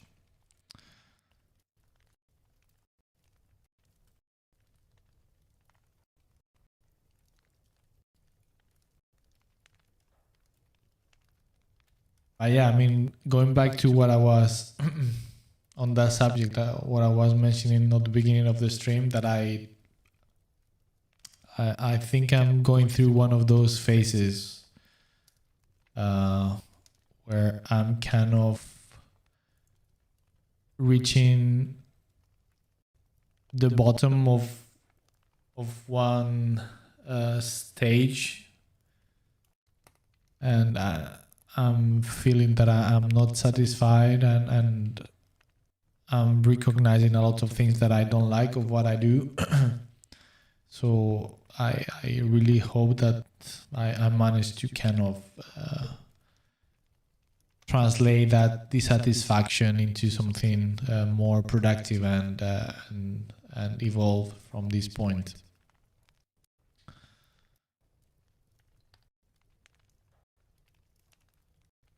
On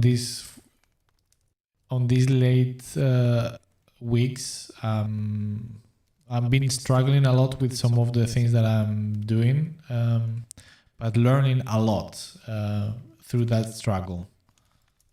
I'm like I said, I'm coming to some realizations of things that I need to do different from what I'm doing at the moment.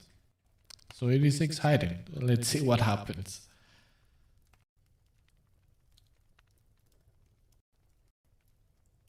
Hey Pontus, how was your movie? What movie was it that you were looking at?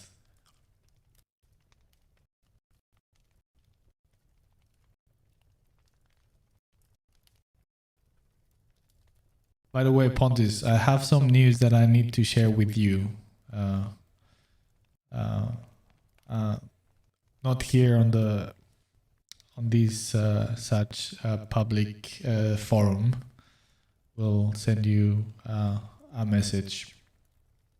But yeah, I have some news to share.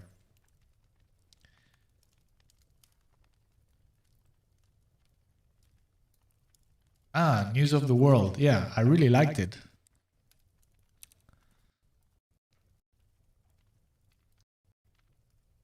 I really enjoyed the film. You liked it?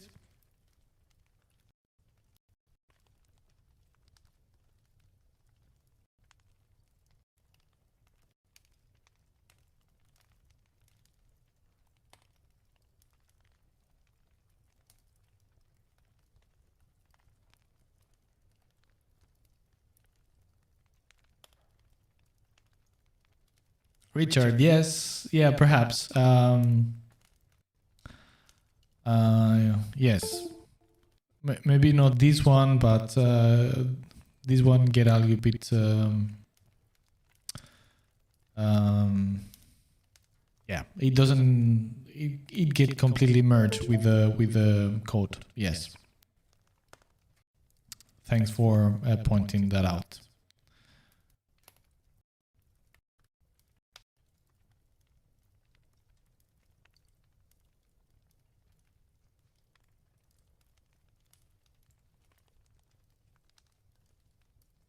Toledano, nice. Okay, yes.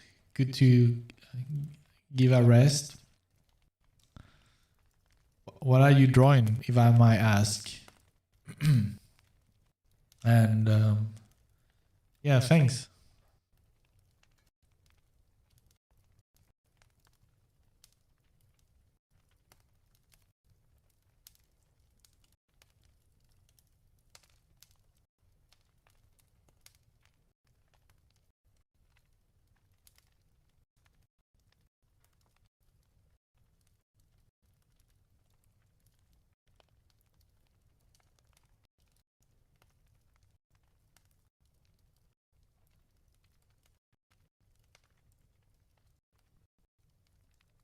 Ooh, nice. Death Guard. Death Guard. Yeah, they are fun.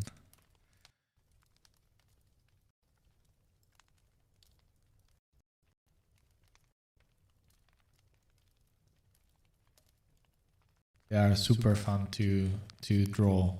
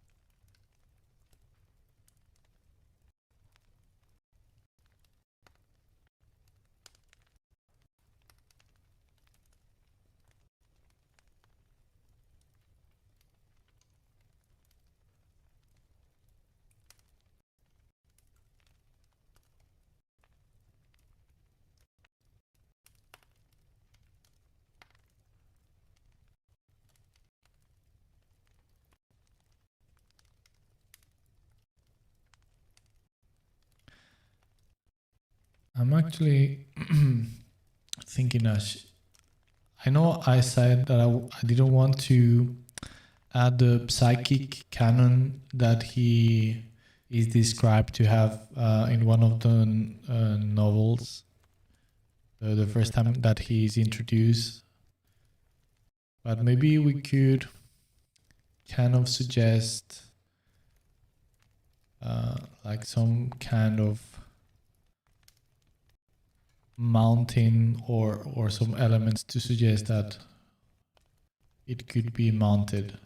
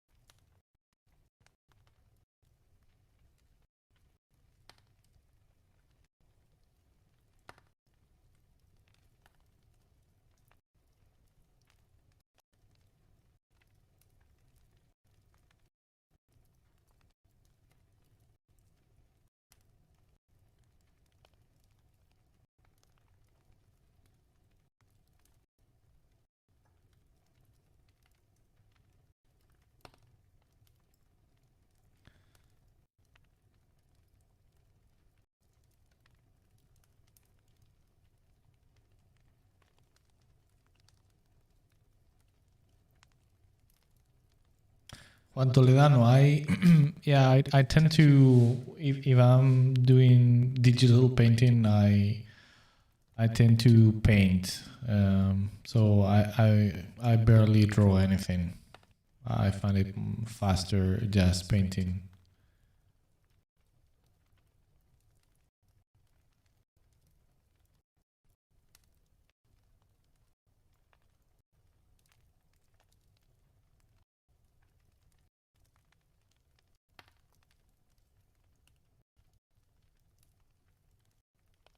If I end up doing a little bit of drawing, it's more like guiding lines or construction lines to help me with the construction of some elements or anatomy. But for the most part, I don't draw.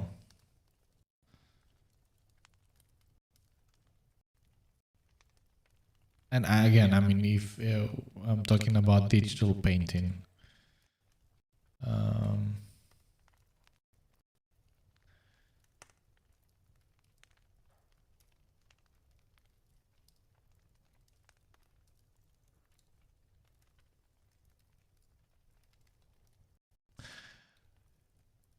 Yeah, dislocated design. Yeah, I mean, I'm not sure. I mean, it's not explaining in any way how it could work or how it could be placed and how big it is either. It says that it's very small, but how small and how it could work on a jacket as well. Because in order to work on a jacket, I believe it should have some kind of harness or something that go around. So it's not, I cannot see it really working on the jacket itself attached. So it would need something else on top of it. But yeah, I don't know.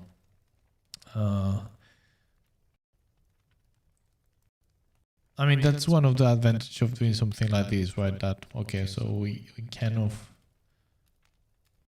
since he's not having the mounted cannon at the moment, it could be argued that this harness thing is one part of the whole set, but then it needs to be attached to the jacket somehow so it doesn't slip or something of that kind, and this could be part of that. So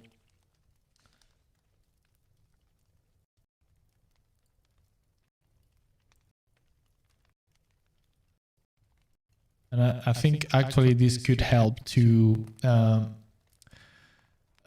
go into the direction that we were talking in previous streams about adding certain elements that take the overall look away from normal clothing, so it could be seen more as historical kind of clothing, but actually from a sci-fi setting. So I think this could work.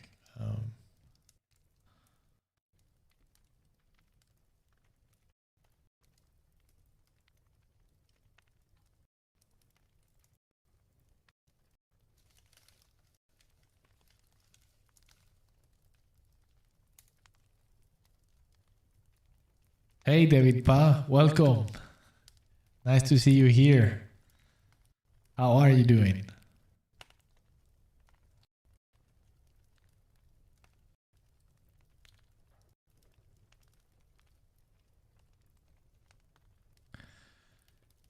Dislocated design. Well, I mean, to be honest, we have no idea if it has recoil or not. I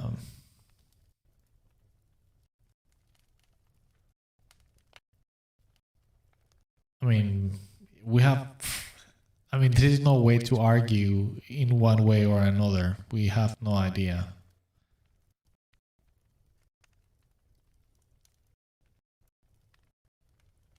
But I mean, I wasn't talking in terms of recoil, but just the fact of having something that is heavy on the shoulders. And not only that, but you are not a stable platform, right? So you are not a rock. He's supposed to run, to jump, to, you know, move around. So it needs to be stable somehow. So just attached to the jacket, unless the jacket is glued to his body, it would just, I mean, the weight will pull the jacket down and or to the front or to the back. You need to have some kind of stable platform or attached to the body in such a way that it's not going to move around, right? So that's why I think that it wouldn't work just attached to the jacket. It wouldn't. And especially if think that we are doing this design as a costume that could actually work in real life. This is for a live action movie. So all these type of things are elements to have in consideration. So if I would have to add the psychic cannon, let's say that is, even if it's small, something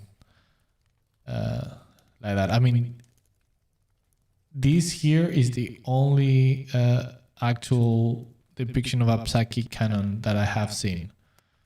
A shoulder-mounted psychic cannon looks more like a camera.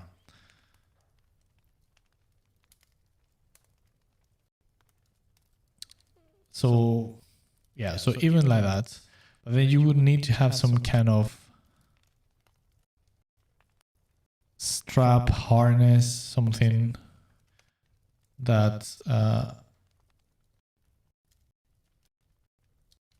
over the jacket that ties, I mean, it would go around here close to the neck.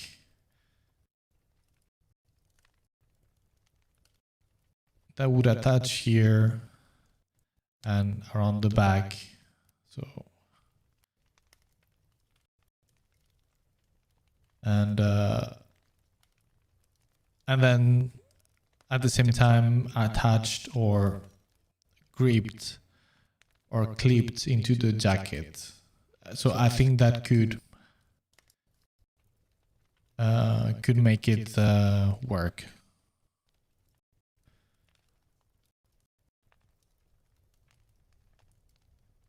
And also, I mean, from a purely visual point of view, I think it could actually look cool to have an element like that.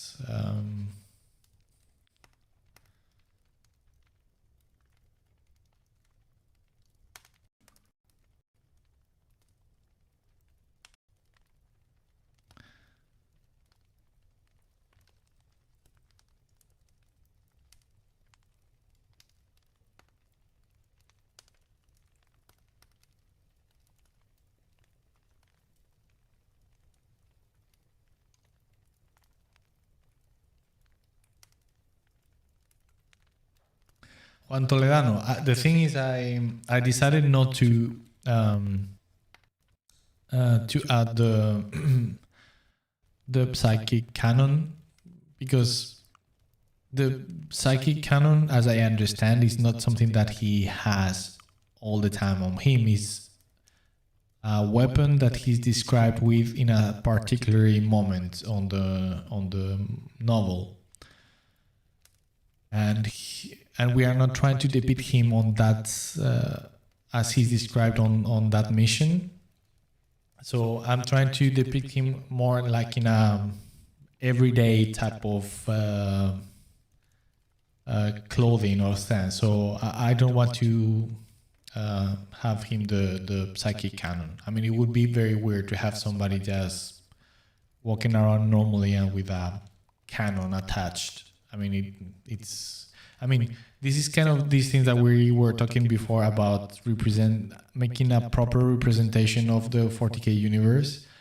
One thing is to represent characters that are in a war setting, in the middle of a battle, which would make sense to have an armor and all those type of things. But if they are not within that context, and that's going to be the case for the most part in a TV series, based on these characters, where they are in a civil environment, and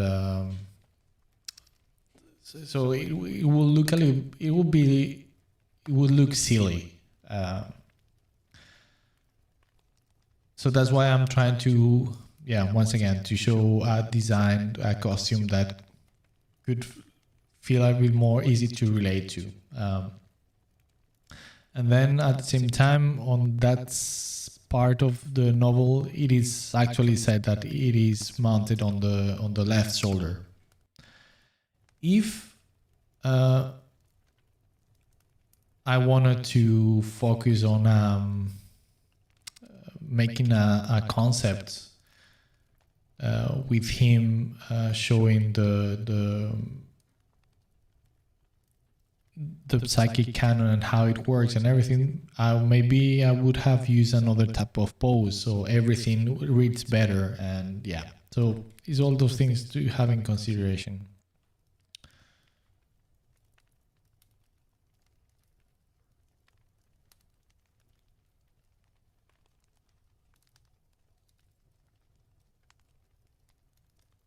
Dislocated design. Paint now. Okay.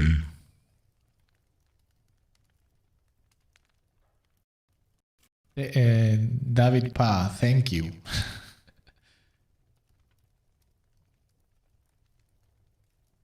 Yeah, a cyber parrot. Yeah.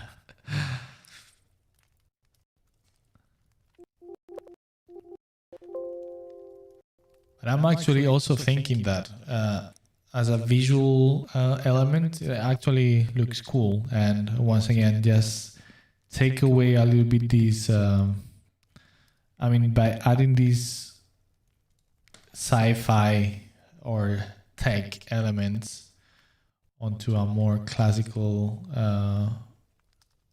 costume.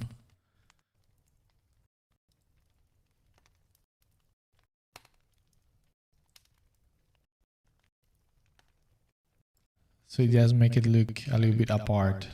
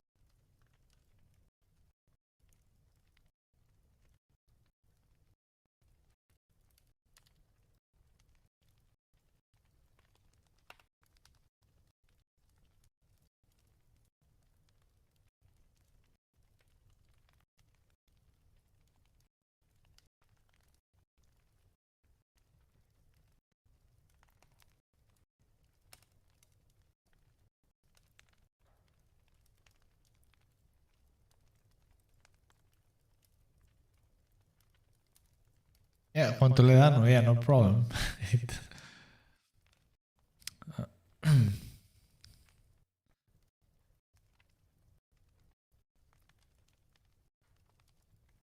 And I totally appreciate all the feedback and suggestions and thoughts.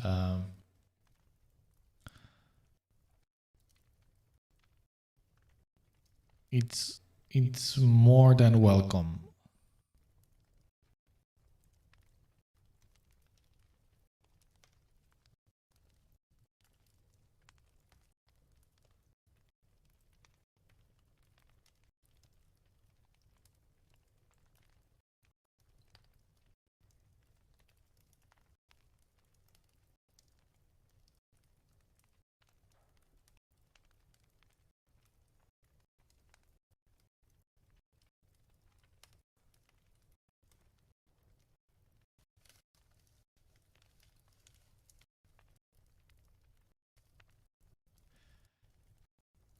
But yeah, I'm so happy of really enjoying the stream today. Since I've been so stressed and with all the overwork this week, I was really looking forward for the stream and to do something more relaxed and easygoing.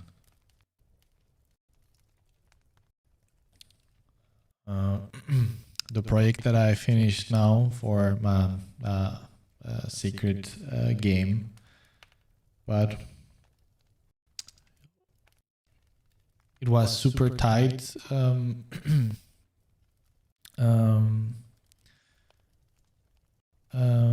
time frame to work on it, and there's always this pressure that you need to deliver in time with the little time that you have available. So the pressure is real always with those. So it's very demanding mentally.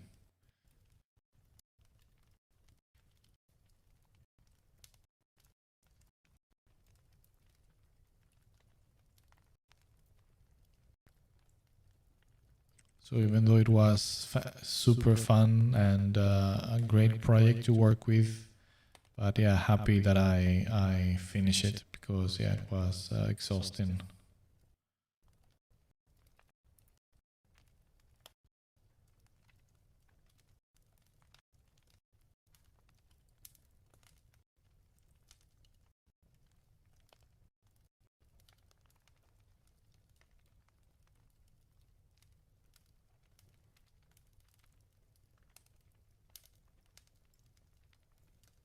Dislocated design, yeah, that's kind of, I don't know exactly how it could work, but yeah, perhaps something of the kind.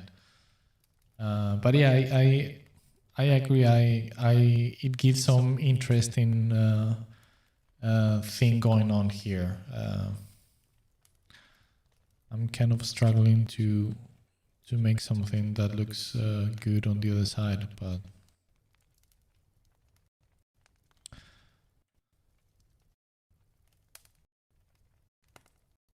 Richard, plans for a goal trimming on the cloak?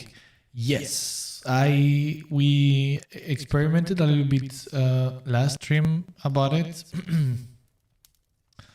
I don't know if I have it. Well, I need to start merging. But yeah, we played a little bit with that. I didn't find anything too convincing. Because I liked the fact of really looking like a real leather jacket where it's more one color. But yeah, I need to explore that a little bit farther and play. It could be around here.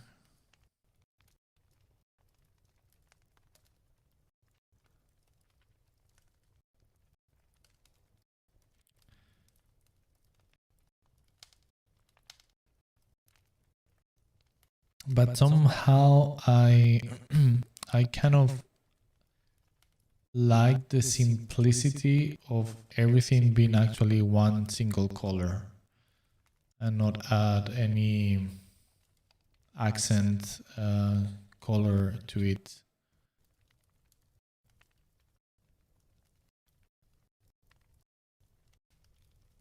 But maybe instead of an entire trimming line all the way, maybe just in to make it more subtle and short, perhaps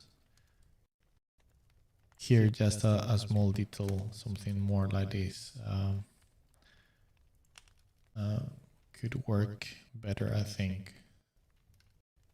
Something here on the corner.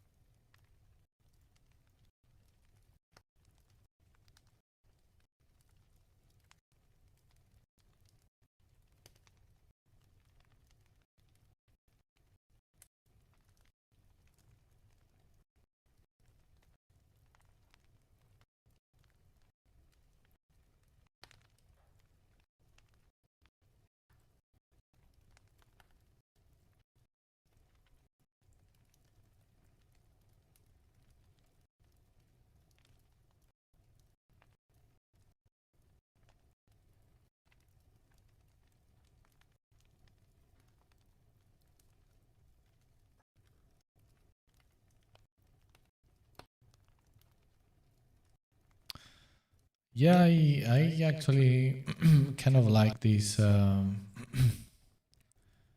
approach of making it a little bit more subtle.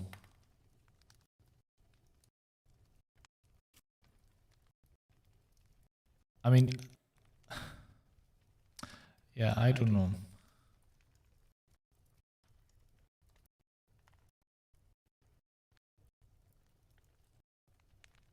If it was, let's say, a black jacket, I think I would go with a little bit more of that trimming all over the place.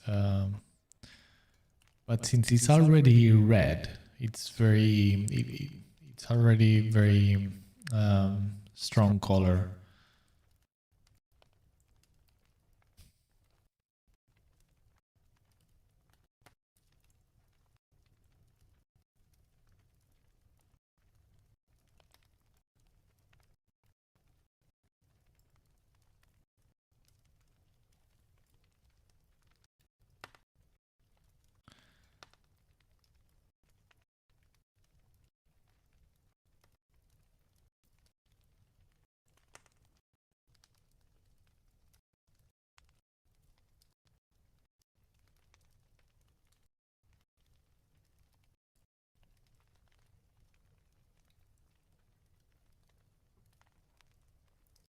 David Path.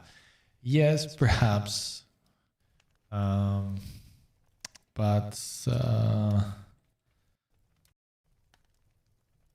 I think it's better if you can put your if you play your own music. So like this, you are you listen to the best music for you, because I might play something that you don't like.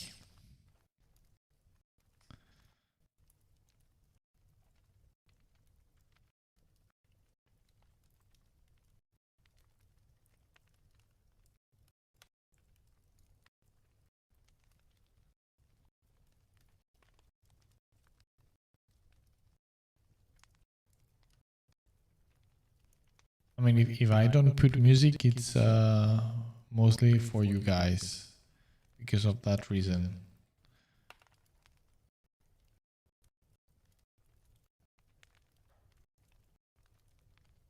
I think it makes more sense that you can choose the music that you like and feel for on your end and play it.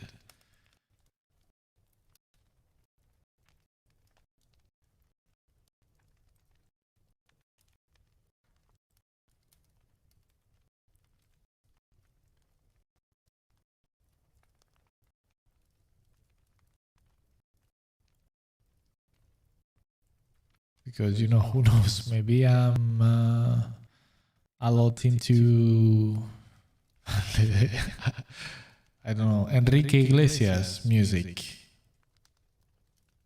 My cousin.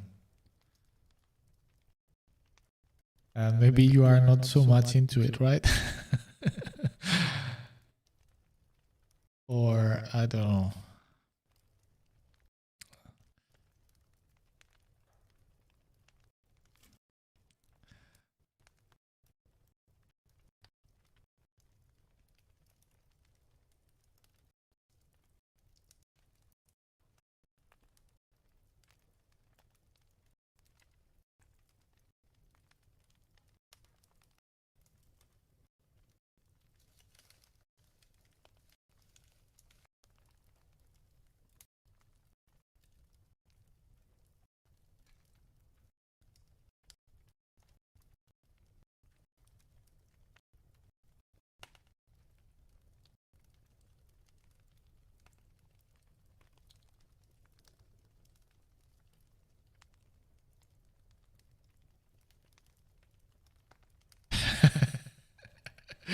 Cantabrian. Yeah, Fires of the Inquisition. There you go.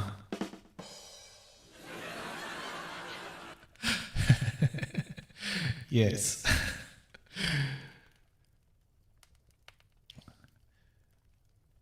Yeah, David Pa. I mean, I'm sure that we might coincide in music taste for sure, but maybe others they don't. So yeah, I prefer to go with the safe bet and that everybody plays on the end their music of choice, and yeah, and there's also like how do you say, the copyright issues. I don't know on YouTube. On YouTube it's fine, but on Twitch that's problematic. So Richard, what do you mean? Enrique? Yes, of course. He's my cousin. Of course. And Julio, his father, he's my uncle.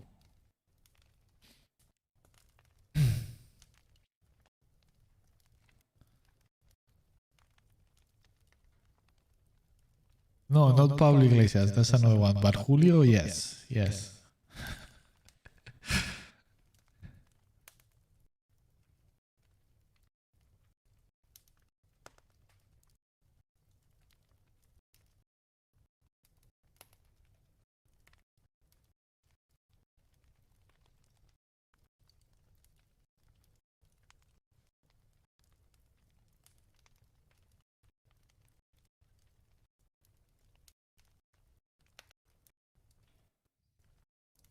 I mean, to be honest, at this point, half of Earth population is related to Julio Iglesias. He's been fucking around everywhere. So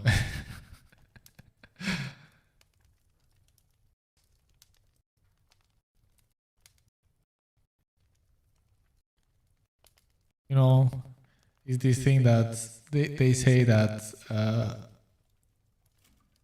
half of population of Earth has some kind of descent from Genghis Khan.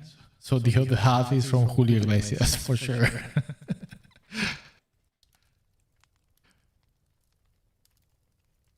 Y lo sabes, yes.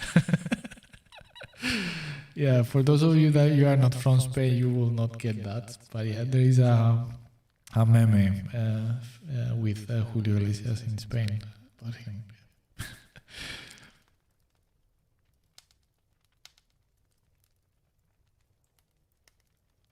Richard, wow, man, you are, yes, you are correct. He was a football player for El Real Madrid, yes.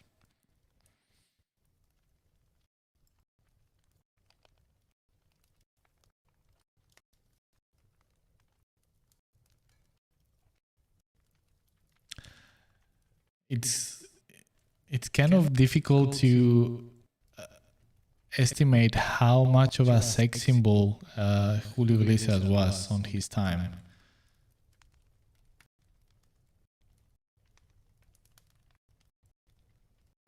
I mean, in Spain he was, but as far as I understand, outside Spain it was pure madness.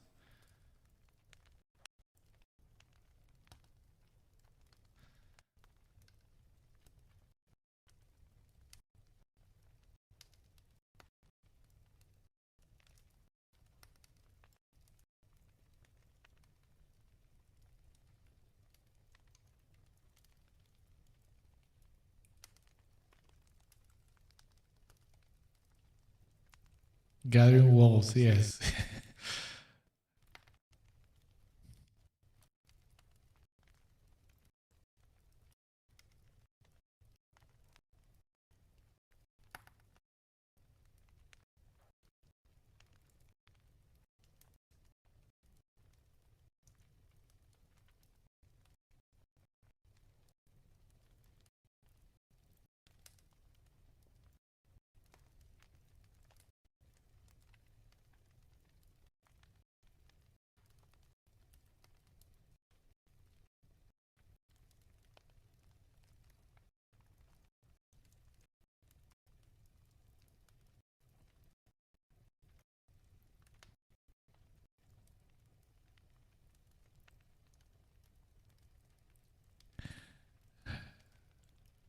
Richard, Nacho Vidal. Well, to be honest, of course I don't know, but I would bet that he doesn't come even close. He doesn't come even close to Julio Iglesias in that case.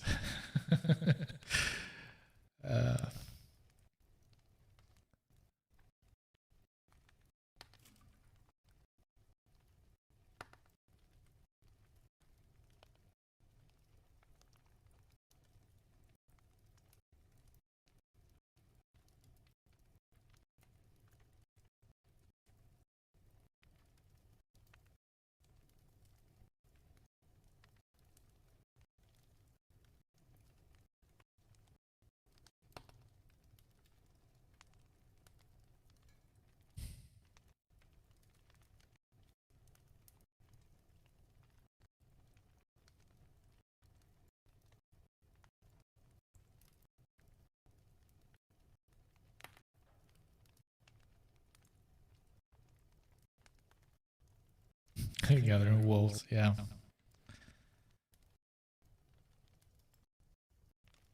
Yeah, and I think outside Spain he had these how do you say, this image of Latin lover, you know, the sex appeal of the passionate Latin lover and all of that. But at his time, I mean, it's not like the such international cultural melting pot that we live in now with the internet and everything. So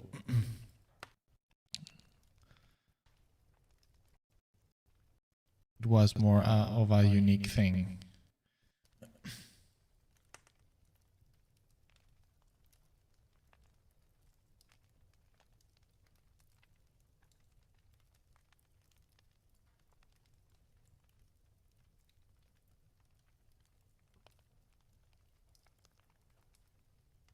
Richard, what do you mean the sideburns on the...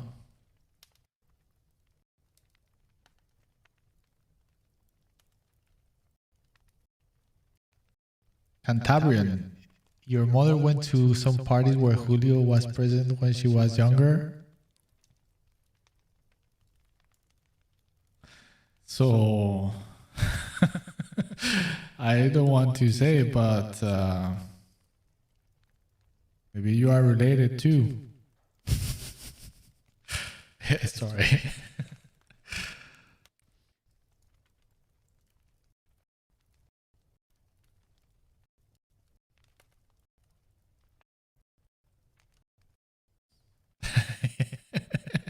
Yeah, Cantabrian, yeah.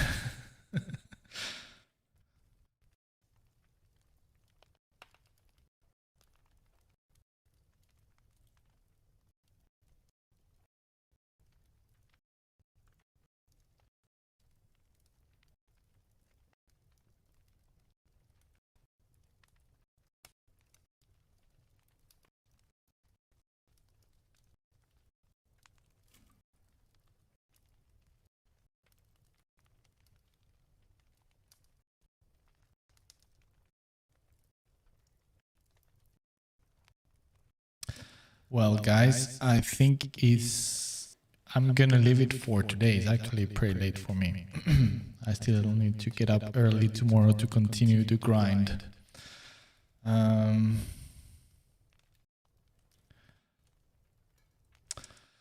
So yeah, thanks a lot for joining, everybody. I had a lot of fun today talking to you guys. Yes, it was great fun.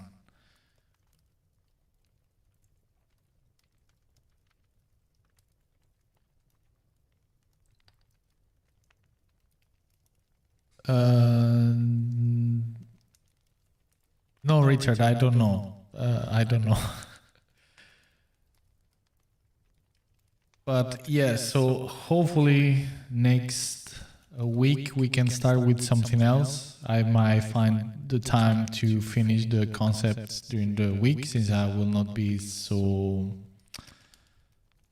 filled with work. So it will be a normal amount, hopefully, cross fingers. And yeah, once again, fantastic to have you all of here. Richard, awesome to see you here and to get the chance to talk, not face to face, but yeah, like, I don't know, camera to keyboard. I don't know what I'm saying, I'm so tired. But yeah, super fun, everybody. Thanks for joining.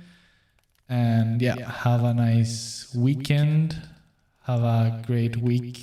And see you next Saturday, same time. And yeah, please stay safe and have a good night or good day or good morning, depending on where you are. And see you next week. All right? Have a good one. Bye-bye.